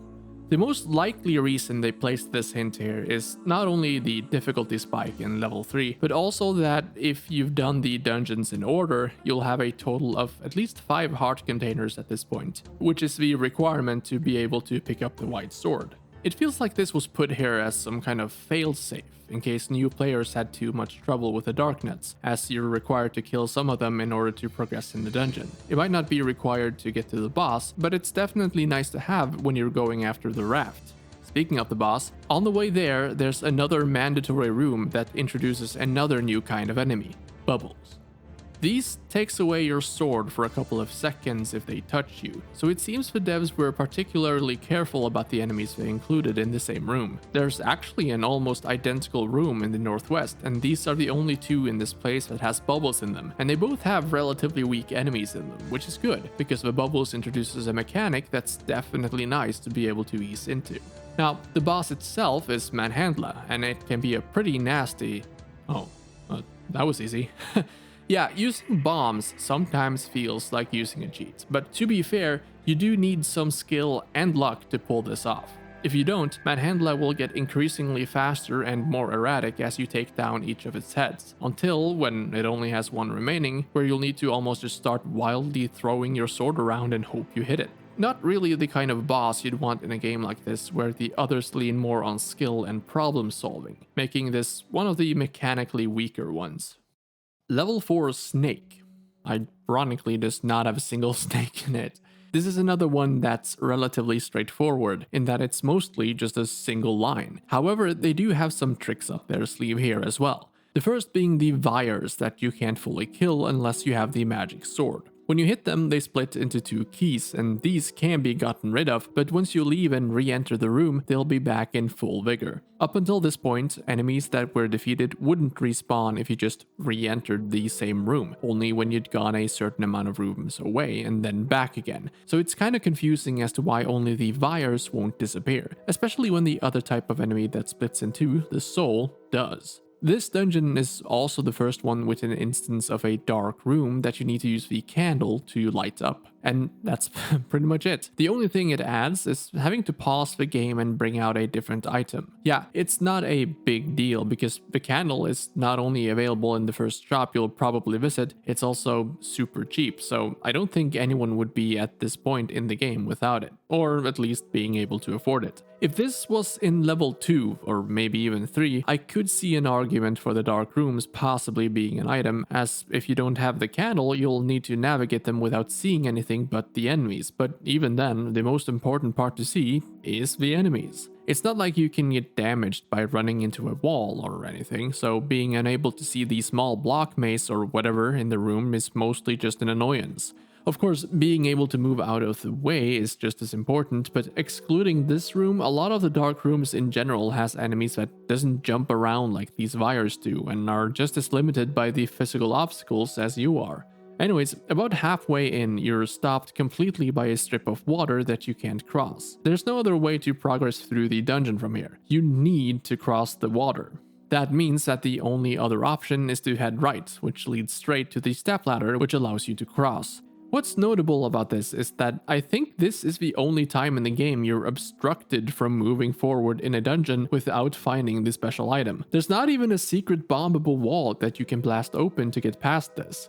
Speaking of, right here is the first instance of an actual secret room. Looking at the map, there's this very obvious empty space in the top middle here, and if you've played games like this before, this should scream out to you as a hidden room. If you haven't though, as was probably the case back in the day, there is one thing the devs are doing here to encourage exploration. First of all, if you've properly explored the previous labyrinth, you'll have left it with 1 extra key. In this dungeon there are 5 locked doors, but only 4 keys hidden throughout, and the 4th one is hidden behind the last locked door, effectively limiting you to opening only 4 of the doors unless you do it in a very specific and highly unlikely order. If you're unlocking all the doors while also finding all the keys, you'll be stuck in the hint room that tips you off on how to get to the next dungeon. You can get past this point with just the keys found in this dungeon, but it requires you to guess the correct doors to unlock, and if you don't have the extra key from level 3, skip the compass. One of the locked doors is even just a trap. It leads to a platform surrounded by too much water to cross with the stepladder and goes nowhere. It's at this point that the player is expected to start searching for secrets, and with the map available, it's hard not to notice that big, black, empty space. Now, it is possible to get hard stuck here by not having access to any of the bombable walls if you don't have the key from the previous dungeon, but I think that's so unlikely to happen even for a first playthrough at this point that I consider it next to impossible. Anyways, the possible walls are either through this unassuming room or this one that closes its doors behind you until you defeat Manhandla. Again. You know, I'm all for having bosses turn into normal enemies in the late game in order to highlight how far you've come, but having the boss from the previous dungeon be a mini-boss in this one feels a bit soon. This secret room has exits that also needs to be bombed to each of the 4 surrounding rooms, so you can use it to bypass that locked door in the top left and head straight to the boss from there, which is a double-headed Gleeok. Again, a very simple boss, you just need to hit it a couple of times while dodging its moving heads and the fireballs it shoots. But its movements are different than other bosses, and the only place you can strike, which will damage it, is its heads, which means it's a smaller target than previous bosses. It also shoots balls at different intervals, which makes timing your approach harder, and to top that off, killing one of the heads makes it detach from the main body and fly around the room while shooting at you, meaning that none of the heads actually disappear until the boss is fully dead. The Gleeok is kind of like an advanced version of the boss from level 1, mostly stationary with ranged attacks, but with an extra gimmick that makes it stand out from the rest. The next dungeon is level 5, Lizard, and the entrance to this one is hidden in what the manual refers to as the Lost Hills. This square can only be accessed from the west and the east, and if you try to go anywhere but to the west, you'll end up in the same square again. This is basically the same mechanic as the Lost Woods. Thankfully, the old man in the previous dungeon gave us a pretty good hint that we can use to bypass this, which is to walk into the waterfall in the previous screen, the only waterfall in the entire game, where you'll find another old person telling you to go up. Blindly following the ramblings of a senile old hag apparently works as long as you do it for long enough, because after 4 tries, the dungeon entrance appears. Hey, old lady, what other secrets are you hiding? Okay, actually, never mind. This labyrinth is, by old standards, pretty tame, for the most part. It's the first one to introduce the pulse voice, which, if you remember, is an insane damage sponge unless shot by an arrow, and also the Gibdo, which is yet another very tanky enemy. What's also notable is that you're blocked off from the main part of the dungeon in the second room unless you have the stepladder, thanks to what I think is supposed to be lava. You can still access the first hint room, which cryptically, as usual, reveals the weakness of the boss, and you can also blow up the western wall in order to get the dungeon item. The reason why you can't access the rest of the dungeon from this room though is because of a new mechanic this dungeon introduces: one-way doors. The way you're supposed to get here is by opening the door in this room by defeating the 3 Dodongos. Remember how I said previously that I don't mind bosses becoming regular enemies in the late game in order to highlight how far you've come? Yeah, that doesn't apply here either, because literally nothing has changed since you fought the boss of level 2. The Dongos still take 2 well-placed bombs to kill, and you can still carry just 8 of them at once at this point. If this weren't almost required to do in order to get the dungeon item, which is the only thing that lets you damage the boss, I'd probably be a bit more lenient here, but as it is now, it requires you to perfectly place 6 out of 8 bombs, a limited resource that's not easy to come across, by the way, not to mention how many other uses they have, making it less likely for you to even have 6 bombs at this point. Thankfully, they had the foresight to leave at least one door open so that you could continue exploring while hoping to God that one of the enemies drops some bombs, but it still rubs me the wrong way.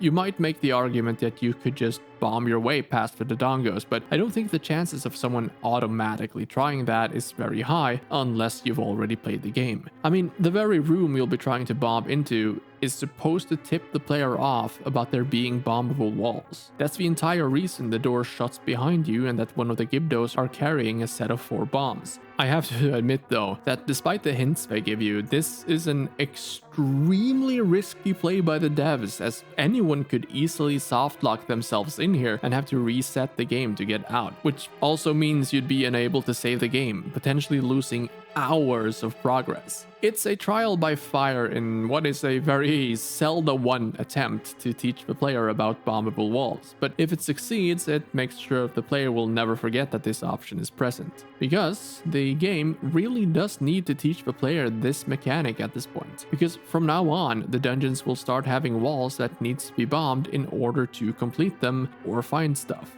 Of course, unlike the hidden rooms in the previous dungeon, which was just a black space on the map, a real hidden room, you could say, these will always be marked on the map, so it's not like you're left completely in the blind either.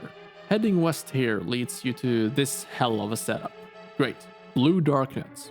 And fucking 5 of them too. If you only have the wooden sword at this point, you might as well give up, as you'll need to defeat all of these in order to push the leftmost block out of the way. This room is also deceptively devious because of the square created by the blocks that steals like almost half of the real estate you have to move around in and makes it harder to fight the enemies because of how they're laid out. You can still use the technique where you wait for them to walk past you next to a block, but you have so much less space to move away from them that you risk getting caught by other enemies while you're waiting. It's a scramble, and I don't particularly enjoy what they're doing here. The other Blue Darknut room is actually easier to handle, despite there being just 1 block in the middle and 1 more enemy in total, because you have so much more room to move around in.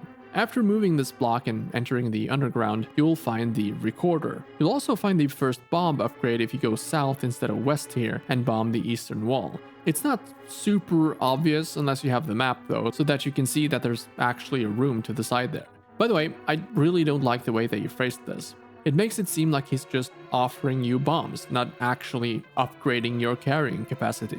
The Japanese version reads more like, "You'd like to carry more bombs, wouldn't you?" Which is much easier to understand the meaning behind.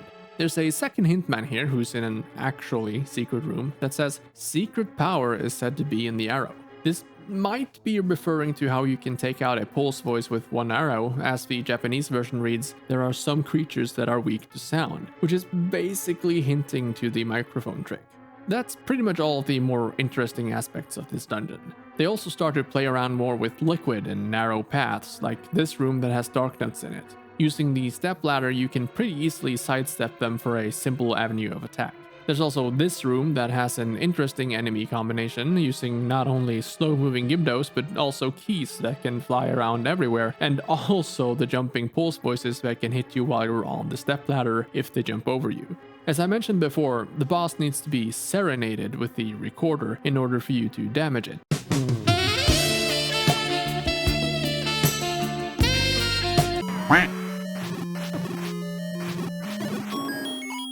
But for some reason, there's this open door to the south here, which traps you in a room full of Gibdos. It might have been meant as a means of escape if you didn't have the required item, but that's just kind of a weird thing to do when the boss door doesn't close behind you, and also when there's literally nothing in this room other than enemies.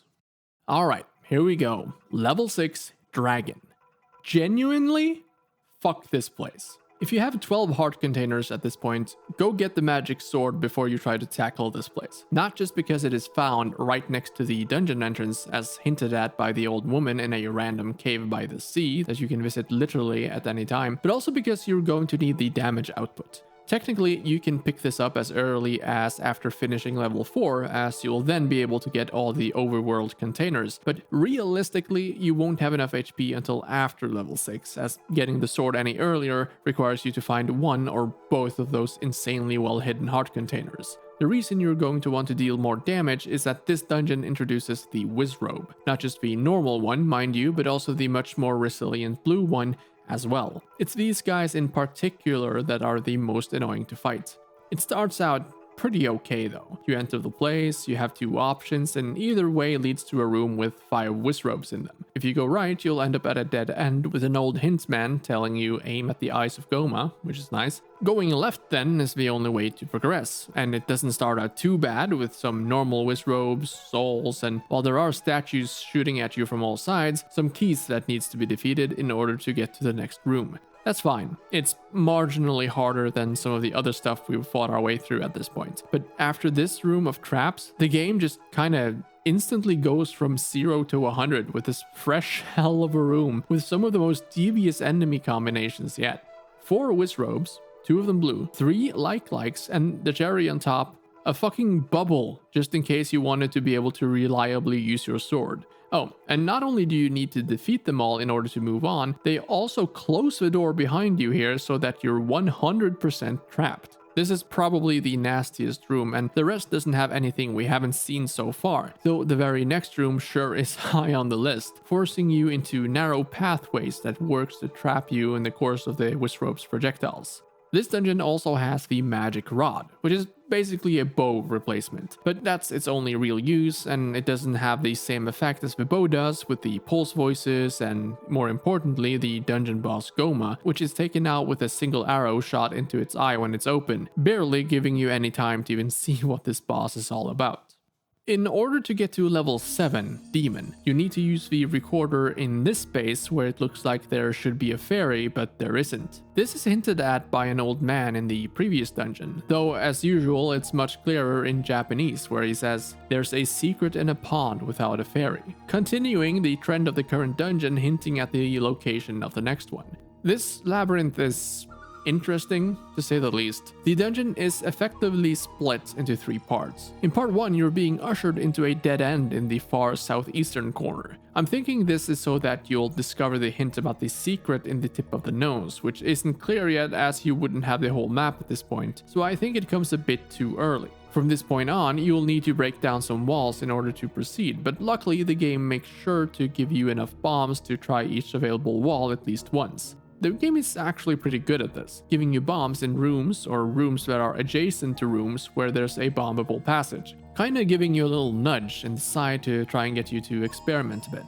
There are 12 possible walls that could have hidden doors in them, and the game gives you 3 bomb drops as room clear rewards, but there are only 3 walls that actually have hidden passages in them. I get the idea, but I also think that they were leaving this a bit too open-ended. That one room in level 5 was fine, because there were literally a 66% chance of guessing correctly. But here it's more like 25%, but they're all clumped together in 2 rooms that are right next to each other, and also almost at the start of the dungeon. The point at which you'd start thinking about bombing walls would probably be at the dead end, right? But then you have to work your way all the way back until you actually get a hit, which I feel like is a bit unnecessary. And this is a problem that's easily fixed too. All they had to do was replace the hint room with the map room so that you'd be able to see the general outline of the place, and would also give you the important hints much closer to where you'd actually need it.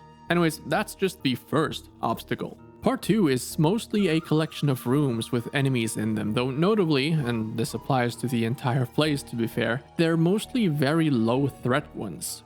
Even Digdogger, which was a boss in level 5, appears 3 whole times, but it's the exact same setup as the original boss room, where the initial challenge was more figuring out how to deal damage to it. The variety is nice, but I also question the decision to include 3 Dodongos in a dungeon that depends on the ability to bomb walls to progress. That said, to be fair, you rarely have to actually fight anything in here, and especially not the Dodongos, though even if you were to, there's a guy that will sell you the second bomb upgrade in the room north of here, and this time he's not hidden behind a secret door.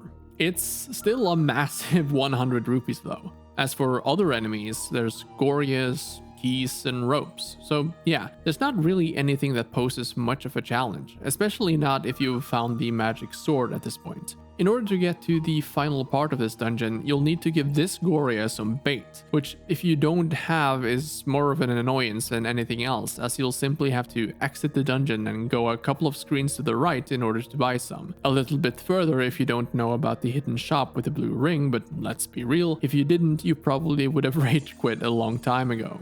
Then, finally, at the very next room, there's the dungeon map. Yeah, it's late. But you will find some use for it immediately, as just following the doors will lead you to another dead end. This time, however, there's only one right answer, and you're not given any bombs, but looking at the map that you just got, there's really only 4 likely candidates, so your chances of guessing correctly are still, ironically, 25%. And since the first part already established how this is to be expected at this point, you should be pretty well primed to figure it out.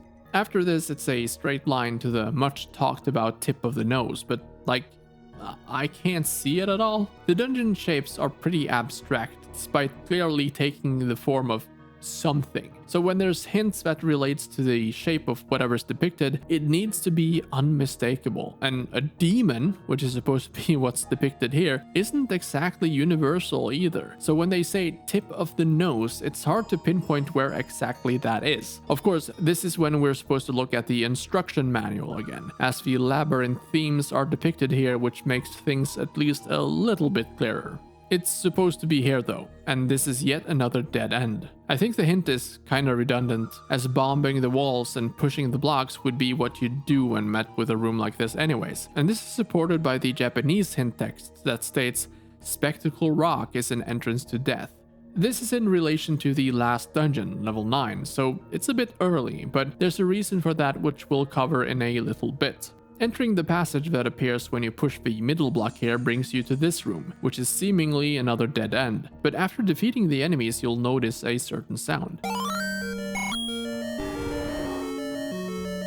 This is a mechanic I haven't brought up because it hasn't been very relevant yet. But whenever you're in a room that's next to the boss, regardless of if you can enter the room or not, you'll hear its cries. It's nice when you don't have the compass so you know what to expect, but it also tips you off in instances like this and makes you realize that there should be a door here. The boss is just as laughable as the rest of the enemies in the dungeon, maybe even more, as it's Aquamentus.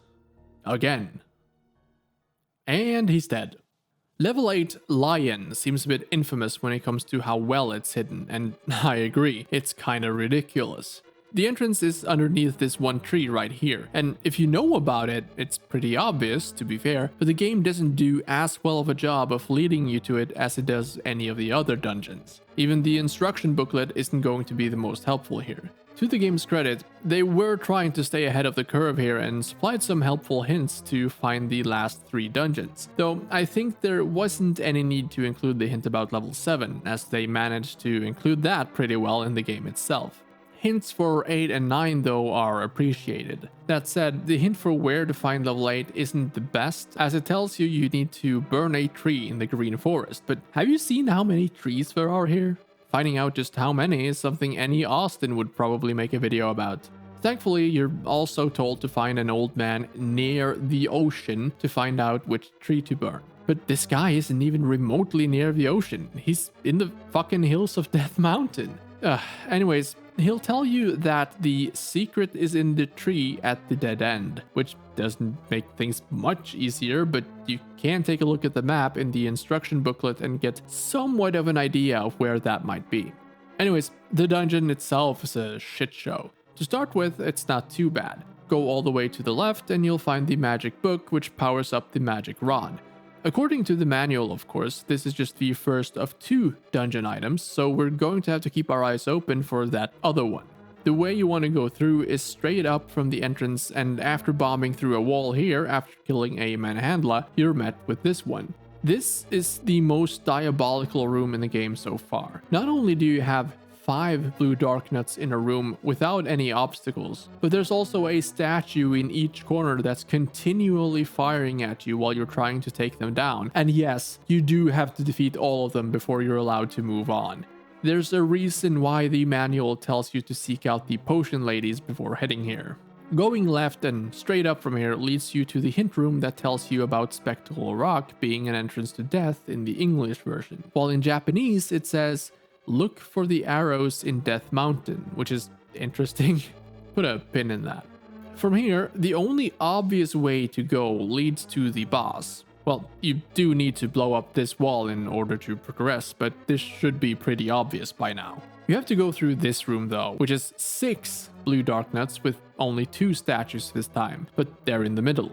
I don't know which is worse, this or the previous Darknet room, but yet again, it sucks so bad. After entering the stairs here, you'll pop up in this room on the other side. Relatively easy if you know the bow and arrow trick, but absolutely horrible if you don't. These guys will keep jumping all over the place. They give you a small space in the middle right after you exit the underground passage, but there's 8 pulse voices in here, so there's not really any safe places to take cover.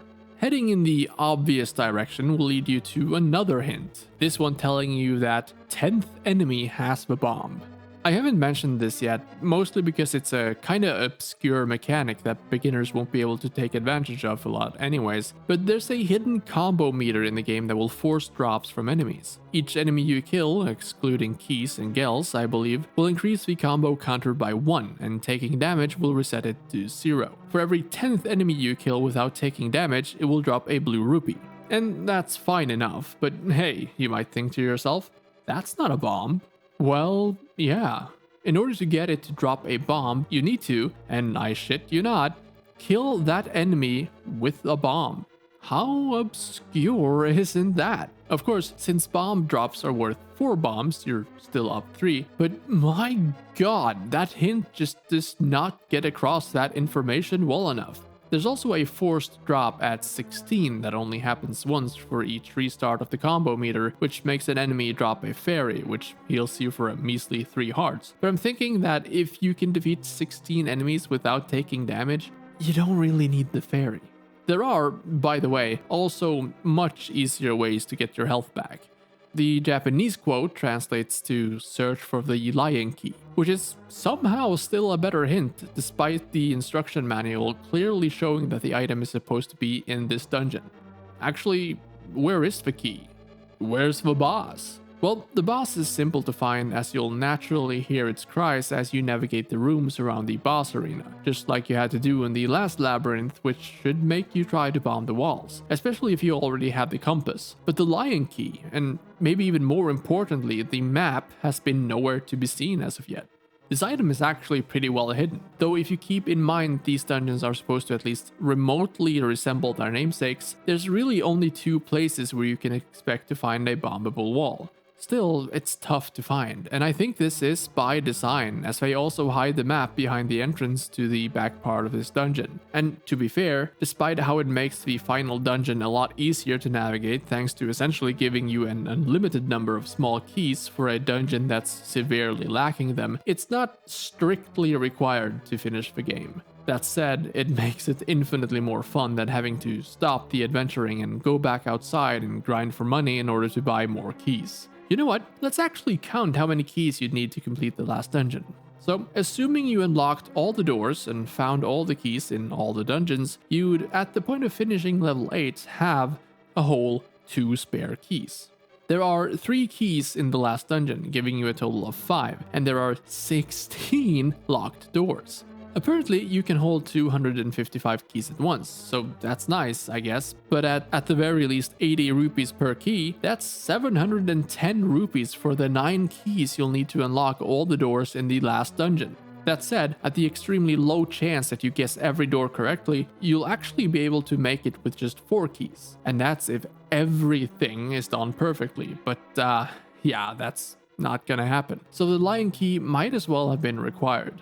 Anyways, after defeating a 3-headed Gleeok this time and collecting the final piece of the Triforce, it's finally time to confront the big bad. Combining the hint about Spectacle Rock being the entrance to death and the line in the manual that tells us that the 2 huge rocks high on Death Mountain are known by the people as Spectacle Rock, anyone should at this point easily be able to figure out the entrance to level 9, Death Mountain. This place is huge, and might feel and look very intimidating at first, but it's actually pretty straightforward. To begin with, you cannot enter this place properly without having all the Triforce pieces, as this old man will stop you if you don't. This dungeon is very clearly split into parts where each area of the dungeon is sectioned off by the use of underground passages. This makes the dungeon much easier to navigate despite being as big as it is. The first part is just a loop of rooms. There's not really any enemy encounters or room setups that stand out in this dungeon either, especially not compared to the harder ones that we've already seen so far. This dungeon has mostly wizrobes and like-likes as the most dangerous enemies, which is more than enough for sure, but like I said, it's nothing we haven't seen before. The difficulty in this dungeon comes more from it being long as hell.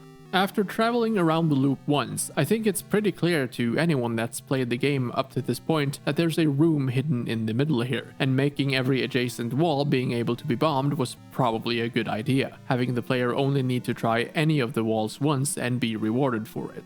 This passage takes you to the upper middle part of the dungeon, and at this point it does start to open up a bit.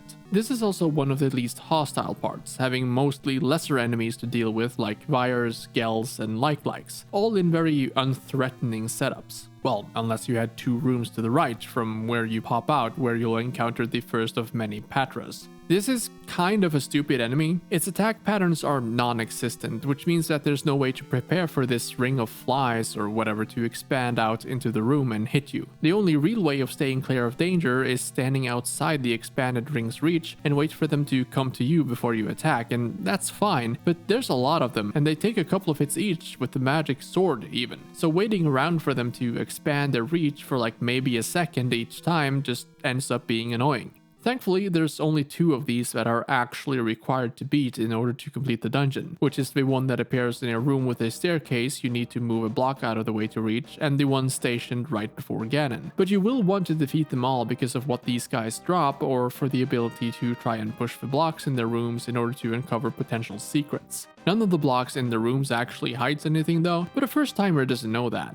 Going south from there doesn't really lead to anything. I suppose you could make the argument that a player would automatically start bombing walls at this point at any dead end, and you'd probably be right, but I think there's a more compelling reason for someone to start poking around that comes up a bit later. So for now, we're heading into the only locked door we haven't opened yet, which hides this little brain tickler. I think this passage right here is really cool. It's signaling that there's something hidden here, but if just the way the blocks are aligned isn't enough, if you defeat all the enemies in the room, a bomb drop will spawn in the middle, and then the quest for finding a way in begins. This is one of the few moments that I feel like this game is touching on something that would become sort of a staple for Nintendo's adventure and exploration games that we've seen again and again, not only in Zelda but also in Metroid. So it's kind of weird not to see it until level 9. The solution is, of course, to blow up the wall in the room directly above it, but then there's also a hidden entrance to the south, and discovering this by yourself makes you feel like an actual genius. There is a hint guy in this same part that you can reach if you head south from the starting room and blow up one of the western walls in any of the 2 chambers, but I think the visual clues are by far enough to clue you in on this one, and Japan agrees, as the translated quote in Japanese reads, "Have you found the red ring?" This is an infinitely better hint at this point in the dungeon, because you are literally at the point where you can find this thing. It's hidden in the upper right corner of the dungeon, which you can get to if you blow up the walls leading to it, where you'll also find a Patra that's guarding the dungeon map. So I'm actually kind of confused as to why they thought replacing this hint in particular was a good idea. There's a hint coming up that's just as nonsensically placed as it says Patra has the map, which will only lead you to attempting to kill all the Patras even though you don't have to. But doing that won't give you a map, because the Patra in question is hidden behind a bombable wall in the top right corner, and the hint in this location in the Japanese version reads, "Destroy the topmost boundary," being meant as an even further push in the direction of the red ring if you didn't get it yet, which would also lead you to the dungeon map.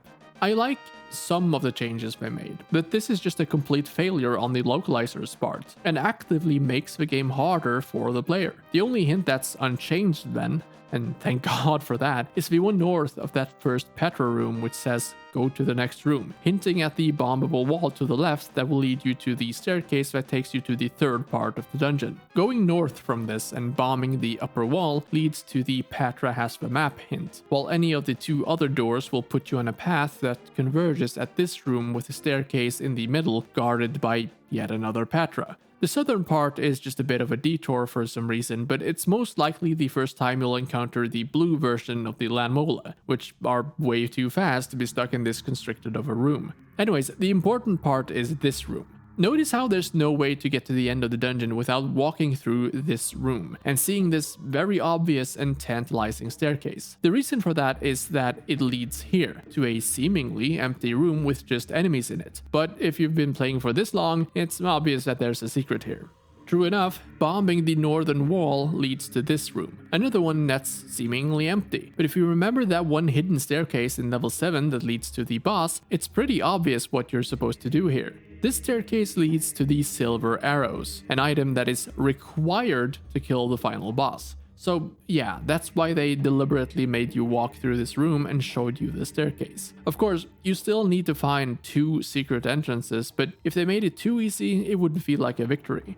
Anyways, from here, the path forks yet again. I'm guessing the most likely first door players would go for is the northern one, as that's the one that's the shortest walk to. But this will lock you into a straight path back to part 2 of the dungeon using the same mechanic from that one room in level 5, where you can only enter through doors one way and they'll permanently close behind you. Actually, there is a save in the second room through a bombable wall that will put you in the last room of the other path, but the chances of anyone trying this is pretty low, I'm guessing, so I'm acknowledging that it's there, but I'm not counting on anyone using it expressly to progress in the dungeon. One thing about these one-way doors though is that it's extremely easy to soft lock your players if you're not very careful, especially in a game like this. This last room in the self-locking sequence is an example of that, as the door will shut behind you and then there's only a locked door for your way out.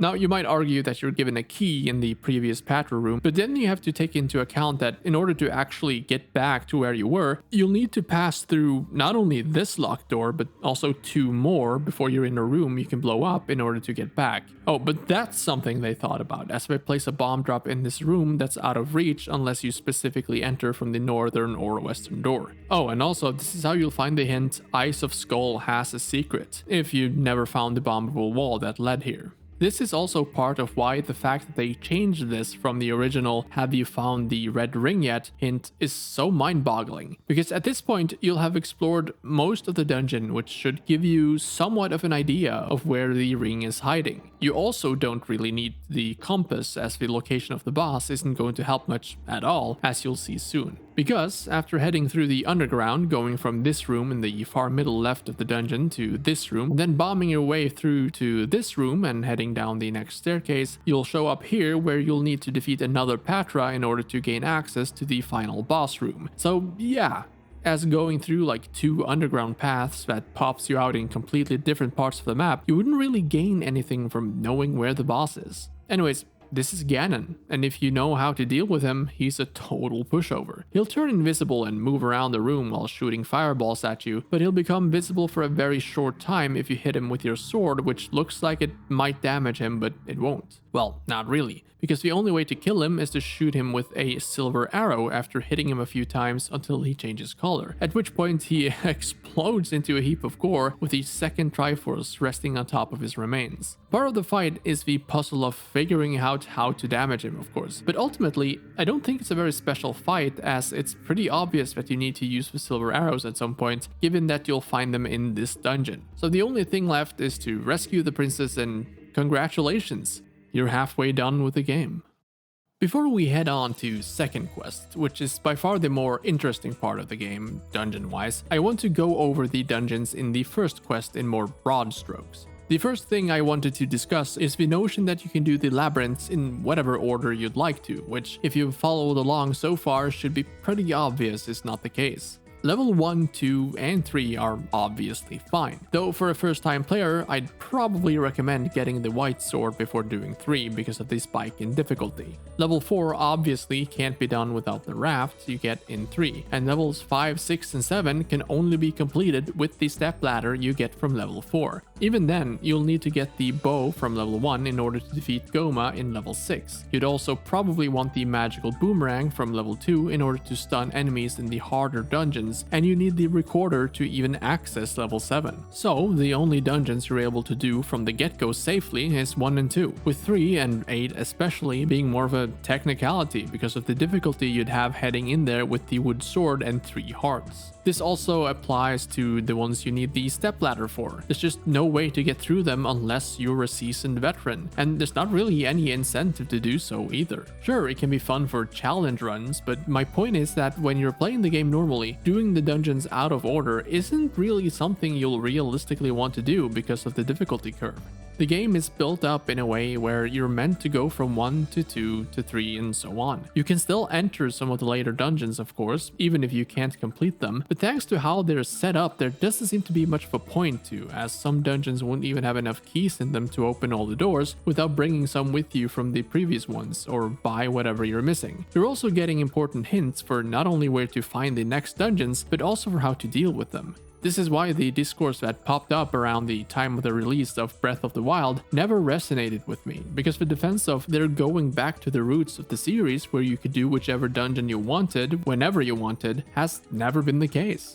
The dungeons themselves are really well designed. They rarely feel like they're needlessly pushing you in a certain direction, but give you the freedom to explore as you want. Of course, there are times when they have little choice but to guide the player a bit, but these instances are relegated to hint rooms or visual design that relies on the player noticing that something is off. There are some times where I don't agree with item placement though, especially when it comes to the map in later dungeons where you'd have a much easier time figuring out the hidden passages if you had the map. But then the map itself is hidden behind those same secrets, but for the most part, they're fine. Bombs especially are cleverly used as a hint, as they're given as room rewards in or around the places where you could expect to find some use for them, and more often than not, there's a bombable wall in the vicinity whenever they drop. There are definitely holes in the design language here. I think the addition of all the hints and the lengths the instruction booklet goes to educate the player proves that without a doubt. But the game also captures a very real sense of adventure, and at times frustrating sense of adventure, but a sense of adventure nonetheless. Now, once you defeat Ganon and save Zelda, you're immediately booted right into the second half of the game, second quest, as signified by the completed save having a different icon of Link holding his sword up instead of just standing straight up and down. If you want to start straight into second quest for some reason, all you need to do is name your save file Zelda, which I imagine might have backfired back in the day, as that's the same name that's on the front of the game, and Lord knows how many people still think Link's name is actually Zelda. It's the Legend of Zelda, after all. At first glance, this looks identical to the first quest, right? You even walk down the cave and pick up your sword, and then you maybe buy the blue candle from the shop to the immediate left and go get the first heart container on the way to... Wait, I must have missed it. Then you go get the first heart Yeah, the secret entrances has been shuffled, but not all of them. It's mainly just the more important secrets, like the letter, 3 of the heart containers, the 100 rupee caves, and so on. But most of these smaller secrets, like the lesser rupee rewards, shops, and stuff like that, still has instances in a lot of the same places. However, the instruction manual has now still turned completely useless, as most of the important stuff isn't where on the map it depicts them anymore, in addition to a lot of the hints you get for first quest being completely obsolete for second quest. The training wheels are officially off. To the game's credit, 2 of the heart containers are still in their original positions. The one on the eastern side of the map you need the stepladder to reach, and the one north from there that you need the raft to reach. The only problem is that the dungeon items have been shuffled as well, and because of that, you won't get the stepladder until level 6, which is way later than originally, and you get the raft at level 4 rather than level 3. Then what about the rest of the heart containers? Well, this is where it gets ridiculous. The recorder has been moved to level 2 here, which is nice as it allows you to warp around much earlier than originally, except that you won't end up at the dungeons of second quest but at their original entrances, which isn't all bad to be fair, as you'll still be able to zip around the map, and it also gives you instant access to a fairy fountain once you beat level 5, as that entrance has been replaced by one. However, in second quest, they've hidden entrances at seemingly completely random locations in the overworld. Like, this is throw a dart at the map level of random, 2 of which leads to heart containers. I don't know how you're even supposed to figure out that you can use the recorder at different places in order to unlock these staircases to begin with, especially as there are only 6 of them strewn across the entire overworld map, much less where you're supposed to use it to find what you're looking for. Like, is the fact that this portion of Death Mountain looks like a waveform supposed to be a hint? If so, then what about the rest? A lot of the other shuffling I don't mind, even if it is annoying having to search for everything again, as there's not anything too significant hidden underneath the trees this time around, and a lot of this stuff has been moved to pushable blocks instead, like the letter for potions, the last heart container, and the magic sword. The power bracelet still being found in its usual place is a big contributor to this, by the way. Even the potion shop retains one instance in its original location. The worst part, aside from the heart containers of course, is probably the secret rupee locations, as there seems to be a lot less rupees around and even more traps that will take rupees from you, so that's great.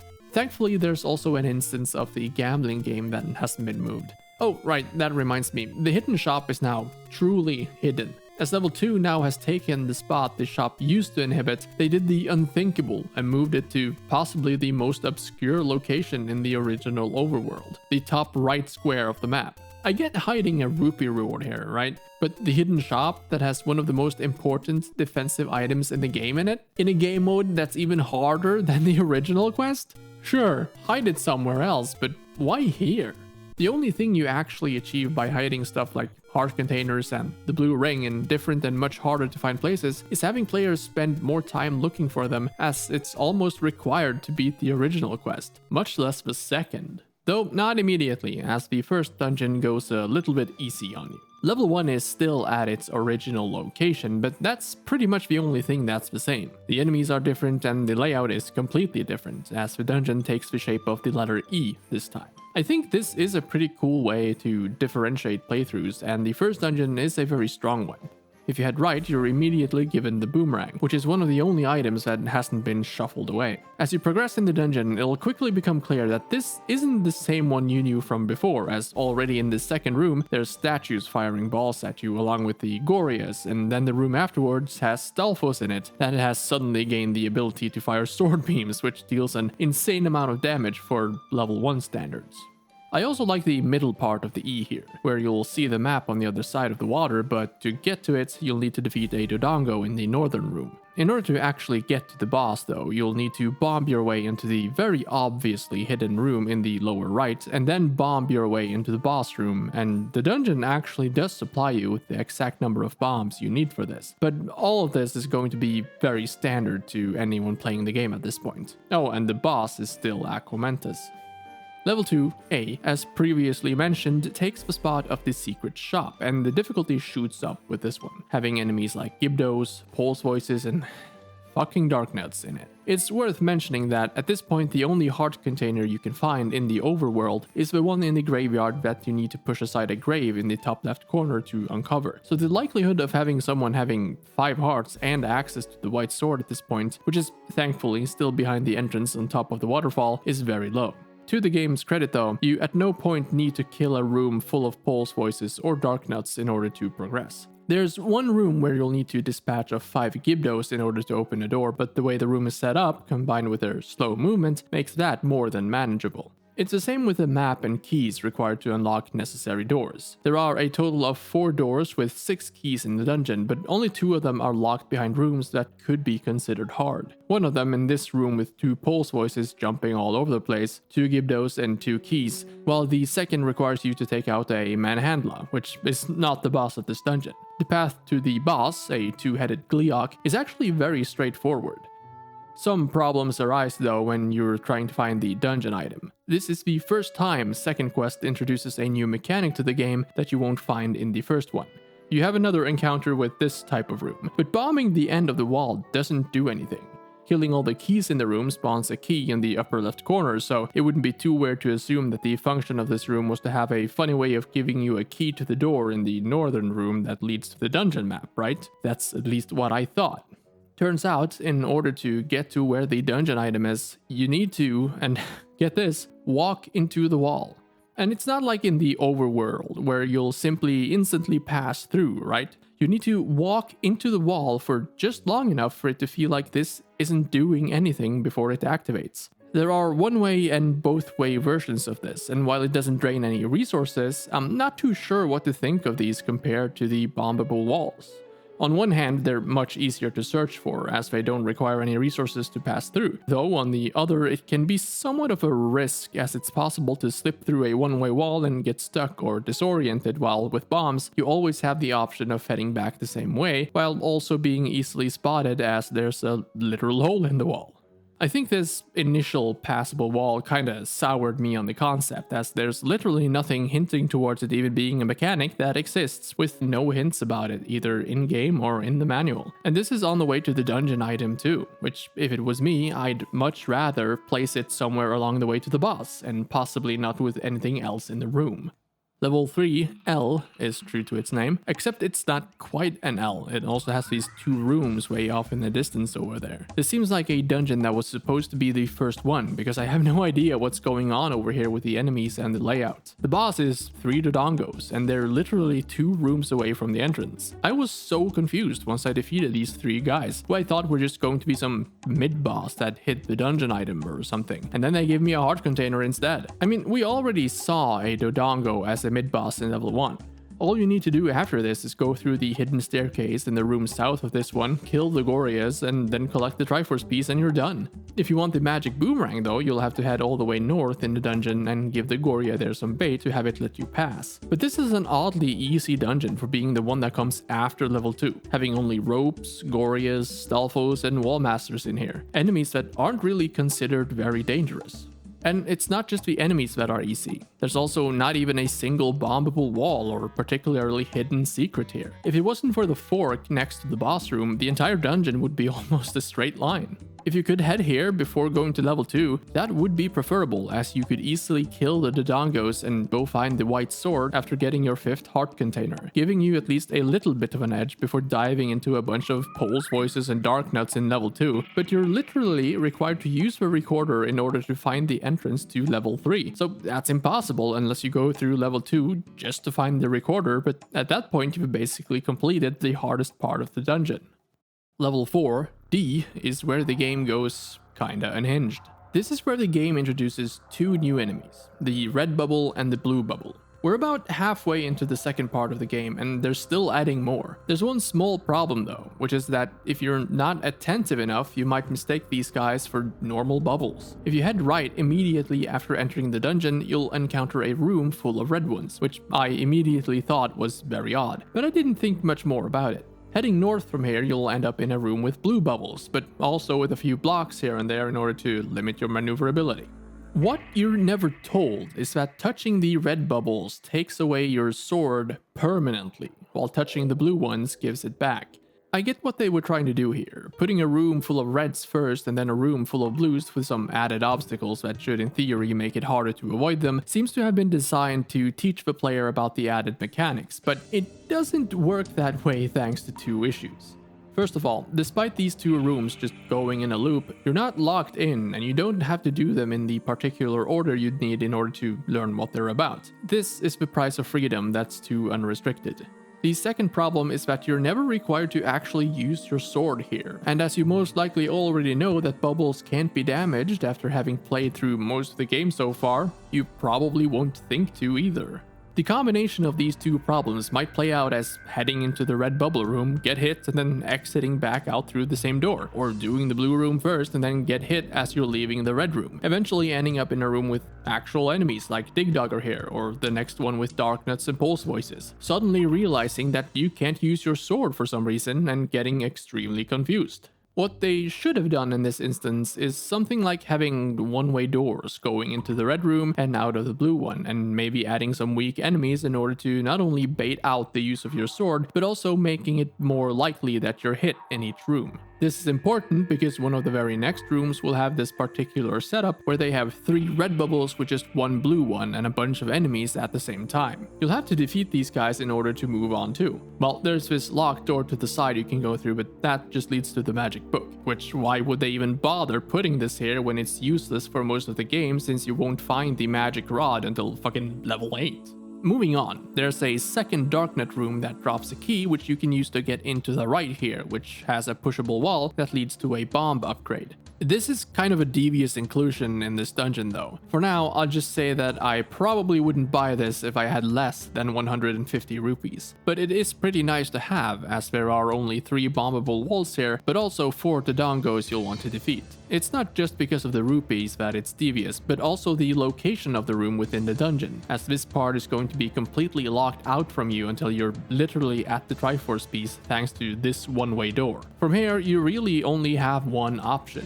Well, unless you're a masochist and like butting heads with spiked balls, that is. If you want to go to that room to the right there, you'll need to take a right in the next one and then push the middle block here away and go down. If you don't already have one, this is where you'll find the key you need in order to enter the boss room. So at least they thought of that before they literally locked you in here. Exiting through the western door brings you back into the spike trap room, but since you obviously won't be able to escape here unscathed, the only move is to turn back. At this point, you can only move the middle block up, which clears the path for you to go back the way you came in again. However, you'll probably notice how suspicious the wall on the right side here is, and if you try to bomb it, it'll reveal a secret door. This is actually hinted towards by a hint guy in the top left of the dungeon, but in order to get there, you'll need to pass by this room, and if you thought the first room with this enemy setup was bad, well, welcome to my personal hell. It has the same enemy setup, but with a vastly more cramped room layout, which makes it impossible to avoid the bubbles if you're anywhere on the single square paths if you don't have the stepladder. This is an optional room though, as it only leads to this old hint man that tells you if you go in the direction of the arrow. If you go in the direction of the arrow, what, dude? If this was Reddit, someone would have already been in here writing r/Reddit sniper underneath this. Oh, and the Japanese translation is pretty much the same. Like I said, this is supposed to be a hint towards where to go in this room right here, but I don't think this resembles an arrow very much. In fact, it looks way more like a... Ironically, this will lead you to the dungeon map, without which you probably wouldn't have found the hint that's supposed to lead you in this direction anyways. Also, it's not even necessary, as it's extremely obvious that there might be something hiding here. Something that if you don't pick up on, you probably wouldn't even have gotten this far. So the only way left is going back to the block pushing room and heading up, which will lead you to a room full of keys that when killed will spawn a key at the other side of this line of water. And you won't get the stepladder for another 2 dungeons.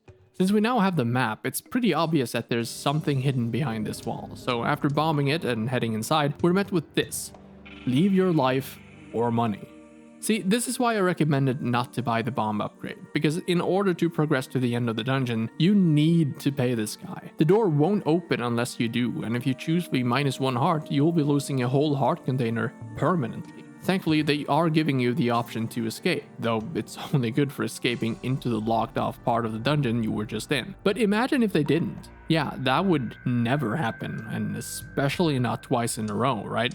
Since you can't exit out into the overworld at this point, well, except dying on purpose, I guess, finding enough rupees for this can be very challenging, as in order to have a room respawn the enemies in a dungeon specifically, you need to visit 8 unique, I believe, rooms including the current one. Of course, the only enemies that will respawn are the ones that were there originally, which means you're stuck grinding for rupees against Darknuts, Gibdos, Pulse Voices, and Souls. But wait a minute. If you look at the drop table for these enemies, it becomes pretty clear that most enemies here barely drop single rupees, much less fivers. The only enemies that even drops blue rupees, if they drop anything at all, which is already pretty rare in my experience, are the Souls and the Pulse Voices, of which there are a combined total of 9 enemies. You could try to depend on the forced 5 rupee drop after 10 kills without taking damage, but good luck with that while dealing with these setups while also having to traverse rooms with enemies in them in order to get the best farming rooms to spawn the enemies back. Anyways, once you do pay the gatekeeper, you get to go on.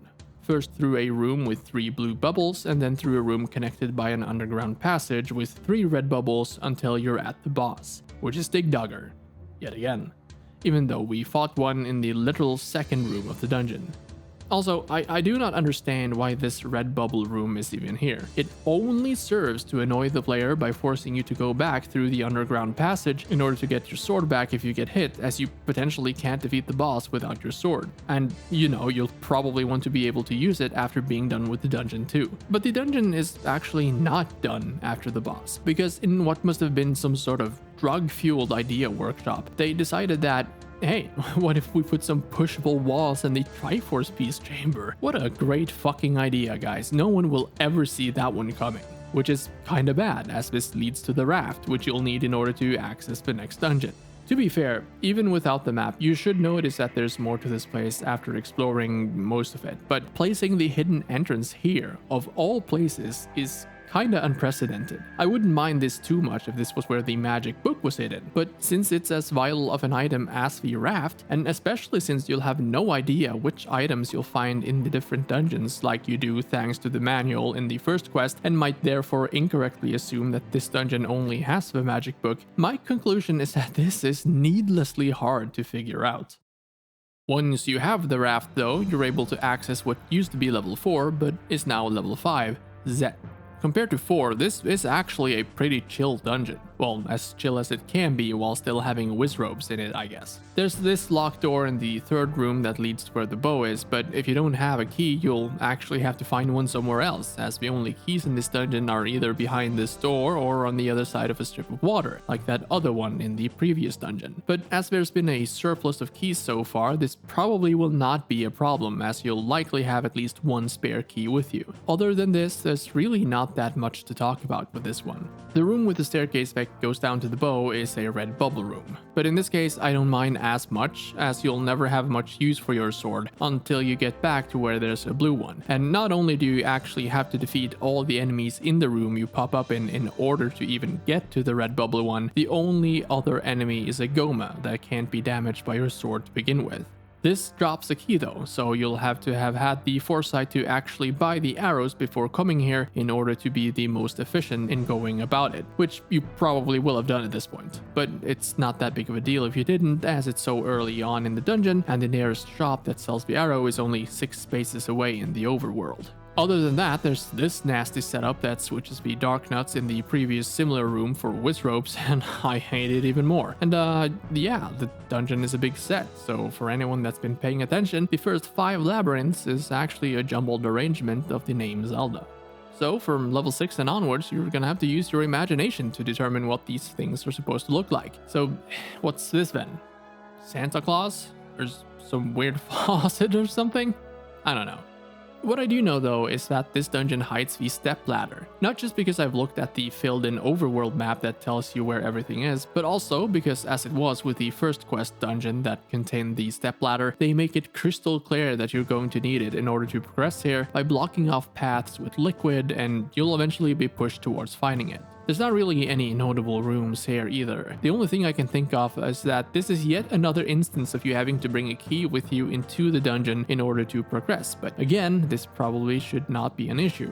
They also give you the map pretty early on, and it's only hidden behind one bombable wall, which is great as the shapes are no longer easily identifiable, and there's nowhere you can get a hint of what to expect like with the dungeons in the first quest. There's also this hint guy that will tell you that south of Arrow Mark hides a secret. This is supposed to hint at the location of level 8, which is hidden by a bombable wall along the northern river beneath Death Mountain, which is probably the most obscure location for a dungeon in the entire game. The Japanese text translates to "there's a secret north of a lake," which is impossible to infer any meaning from. So for once, the translators actually did a good job with these hints. There's also an even worse example of the red bubble room from level 4, as in order to find some blue ones, you'll not only have to go through an underground passage, but also 2 chambers. Yet again, seemingly serving as purely a way to annoy the player. The boss is a blue Goma with the door locking behind you, so if you haven't picked up the arrow yet, you're fucked. Oh, and I forgot to mention that since the entrance to this dungeon is in the graveyard underneath a grave, it's highly likely that you'll find the hidden heart container that's also up there, as it's easily noticeable since touching the grave won't spawn a ghost. So after this, you'll probably have enough hearts to go get the magic sword. The only problem then is that, unlike the other two, this sword has changed locations, and you'll also need the power bracelet to find it. Thankfully, it's also in a very obvious location that you will probably find while you're pursuing that hint about the secret beneath the arrow. Level 7, some kinda snake, I guess. Yes, that's its official name. It's mostly linear, though it has some devious traps. Also, I have no idea how you're supposed to find this entrance. There's not a single hint that points towards it. It's a mostly tame dungeon until you get to this part, and I thank God every day that you don't actually have to deal with this. However, this is where the fucked up parts start. Pushing this block upwards gives you two options, left or right. Let's say we go left. The door will close behind you and you're left to deal with this. You can either go south into a room filled with blue dark nuts, decide you don't want to deal with this and exit through the open door to the north, or dispatch the Gibdos and head through this hidden staircase after pushing one of the blocks. Let's say we go for the latter option. You're dumped straight back to where you fought the Manhandla, which is about halfway through the dungeon. Great, but luckily it's nothing more than a slight annoyance. Even if the enemies you've killed so far respawn, the only room you'll have to deal with is the one with the locked door and 5 blue dark nuts, which in my opinion is bad enough. But okay, let's turn this around and go somewhere completely different this time. Let's go to the right. Well, that's just mean. It's another scene straight out of the Whole Cake Island arc in One Piece, where you're once again asked the existential question, Life? Rubies. But this time, the door locks behind you, giving you no other choice than to give the guy a heart container if you don't have the rupees, or lash out, attack him, and be killed by the ball-spewing fires. Thankfully, I had the money, but since this is obviously the correct way, let's head back and explore the northern passage before we go fuck! Thankfully, they do supply you with an out here, but it comes with a price. Not only do you run the risk of touching one of these red bubbles, losing your sword until 3 rooms afterwards where there's a blue one, but you'll have to, yet again, defeat those damn blue dark nuts. And if that wasn't enough, in the room immediately after the money or life room, you'll have to defeat another 6 blue dark nuts in possibly the worst room setup in video game history in order to unlock the staircase that leads to the boss room. I mean, I can't overstate enough how horrible it is to fight these guys in this kind of room. After this, there's another required blue dark nut room and then the boss, which is a 3-headed Gilyak, but after these past few chambers, this is a mild summer breeze in comparison. On to the penultimate level 8. Another snake that's like in the middle of digesting something or whatever. This one has both the magic rod and the lion key. And in contrast to level 4, the important item is actually the one that's easiest to find. It's a straight path to it where there's one obviously bombable wall, and as long as you don't enter the southern door in this room, you've pretty much got it. The rest of the dungeon isn't quite as straightforward though. To begin with, there's a pretty big chance that you'll get hit by one of these red bubbles in the second room. This prevents you from beating the ropes in the next room and the dig dogger yet a little further in, which forces you to head down the staircase you unlock by pushing a block in room 2. This leads you here, which, without much of a means of killing the Gorias, will probably lead you to enter the right door that locks you in this room with some blue bubbles and a hidden staircase that leads you back to room 4. If you go back to defeat the ropes in room 3 though and find the hidden staircase there, you'll end up in nearly the same place as before, which I suppose is the game trying to tell you that there's a way to get to the western room as there's a door there that won't open. Well, if you go back, there's a pushable wall there, which will eventually lead you to the magic rod. It relies a lot on the player making some assumptions about what to do, and combined with the constant back and forth, it's easy for this to get disorienting. But at the end of the day, it is purely optional, so I can't be too hard on it.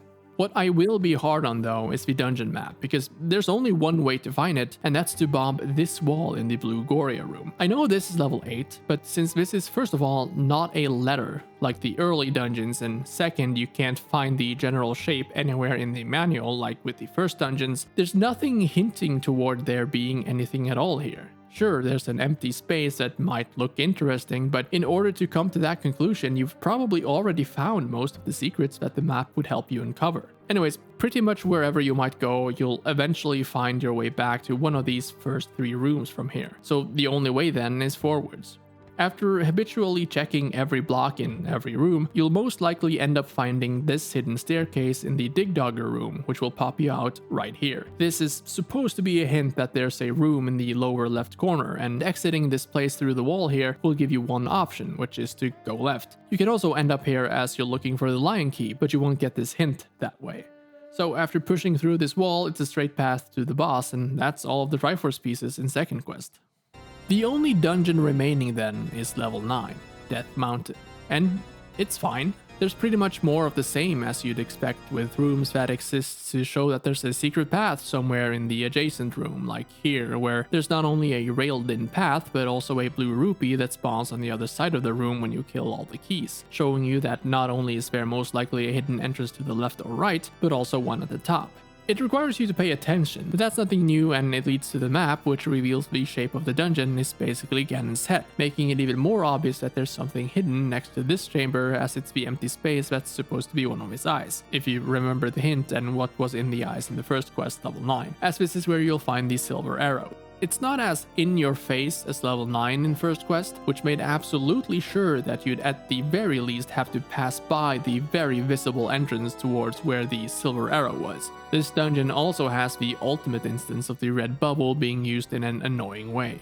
If you go back to the Patra room that had the map and head north instead of west through the pushable wall, you'll end up here with the door locking behind you. If you get hit by any of these 3 bubbles, you're forced to go find one of the few rooms that has blue ones in them, all of which are hidden and inaccessible from every but one of the red bubble rooms without going back to almost literally the start of the dungeon. Thankfully, they do give you an easy out this time around, as you can push this block, which takes you to a room right next to the entrance where you can unseal your sword again. But if you don't notice that, you need to walk the entire way. The dungeon rarely has locked doors where you need to defeat enemies to get past though, so even if you've traveled enough screens for them to respawn, there's not really any risk of getting stuck here. If you go north from the 3 bubble room and then north again, you get to this suspicious little room. Defeating the enemies here does nothing. Bombing or pushing against the northern wall does nothing. But if you try pushing the blocks, a staircase will appear in the upper right corner. This is a kinda weird room in that it only serves to show you that there's a staircase somewhere that leads here, as there's no way you can push the block and actually get over to the stairs. This is actually the second to last room before Ganon, but it's kinda confusingly set up, as you can't be sure that this isn't actually something else. I don't think showing the players a staircase, which often hides important items, and then making it impossible to go down is a very good idea. If you go down, left, and then up again from here, you'll end up in this literal hell, which is fine if you've been to the eastern room before this, as you know there's no reason to go over there while dodging the bubbles, as if you get hit here, you'll need to do the exact same you did to get your sword back after the previous red bubble room. Actually, it's recommended to explore this side of the map first, because as you might notice, as you do, there's a bunch of one-way doors that are going to seal you off from the other side of the dungeon if you enter them. When you're almost to the end, you're met with this room, where you need to push through one of the walls as the entrance locks behind you. If you've already been to the eastern room, chances are you won't go there, but if you haven't, then there's a 50-50 shot, and that's kinda devious, as there are 8 bubbles there, which makes it almost impossible to avoid them all while heading to one of the exits. Going to the west instead, however, puts you on the path to Ganon, and the red ring if you push through this wall right here. This dungeon is actually surprisingly straightforward for being the literal final challenge of the game. There's very few locked doors, not a lot of bombable or pushable walls, and there's not even any insane combat encounters. Navigating most of this dungeon basically comes down to paying attention and actively using your maps. And despite being much more interconnected and bigger than level 8, it's somehow not as disorienting. So, after making your way to Ganon and dispatching of him in the exact same way as previously, congratulations! That's officially the end of Zelda 1. For the dungeons in the first quest, I mentioned how the design language isn't quite there yet, and that's also true for second quest. But it's easy to take Zelda 1 in defense, as it's one of the first games of its kind. That said, not everything should be excused just because of that, as despite its limitations of being an 8-bit NES game, there's still obvious improvements that could have been made just by shuffling things around a bit. Even doing something as seemingly insignificant as changing the location of the dungeon map in some cases places in order to help the general outline of the dungeon. In an interview from 1994 translated by Shmuplations, Shigeru Miyamoto even admitted that some of the puzzles are quite difficult to solve, and said the team had a fair bit of anxiety regarding whether or not players would be able to understand what they were supposed to do or not. That said, if you've ever heard someone talking about this game as if it's some kind of hyper-confusing mess that only serves to mislead you and doesn't make sense or is hard to figure out, chances are they're either talking about the second quest, and yes, this is hyperbole, or they just haven't ever opened the instruction booklet. These days, that's understandable, as the game has been sold mostly digitally, without the manual being included except for the Wii U and 3DS's Virtual Console. But it also shows a severe lack of understanding when it comes to old video games. Again, it's excusable because of the age of the game. Hell, I've made the same mistake myself, and devs should really have some sort of disclaimer included when they sell these old games, but when people talk about Zelda 1, they end up severely misrepresenting the experience because they're just not doing proper research, and as such are not playing the game as designed. Which is what I would have said if I didn't discover that the original Japanese manual only included a guide to the first 2 labyrinths and not an overworld map at all, actually. It also didn't include the hints talking about the location of level 8 and 9. There's still info in there that I do consider extremely helpful and necessary in order to play the game, of course, but I'd argue that the map is one of the most important ones, something that apparently Miyamoto didn't agree with me on, as he, in an interview conducted by Akinori Sao, remarked on how they actually sealed the map and thought it would be more enjoyable to play the game without any help, which is actually insane, as the map is so helpful. This of course mostly applies to the first quest, as second quest doesn't have anything in the manual for it. Nothing about the new enemies or mechanics, and not even any hints for dungeon locations, which are by far the worst thing about this part of the game. For some reason, they expected players to somehow be able to intuit all of this, despite going to pretty great lengths with the information written about the first half of the game.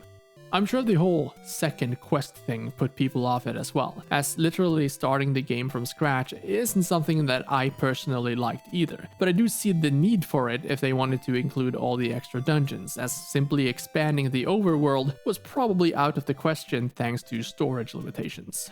I do think a lot of the dungeons in second quest are way more hit or miss than the ones in first quest though.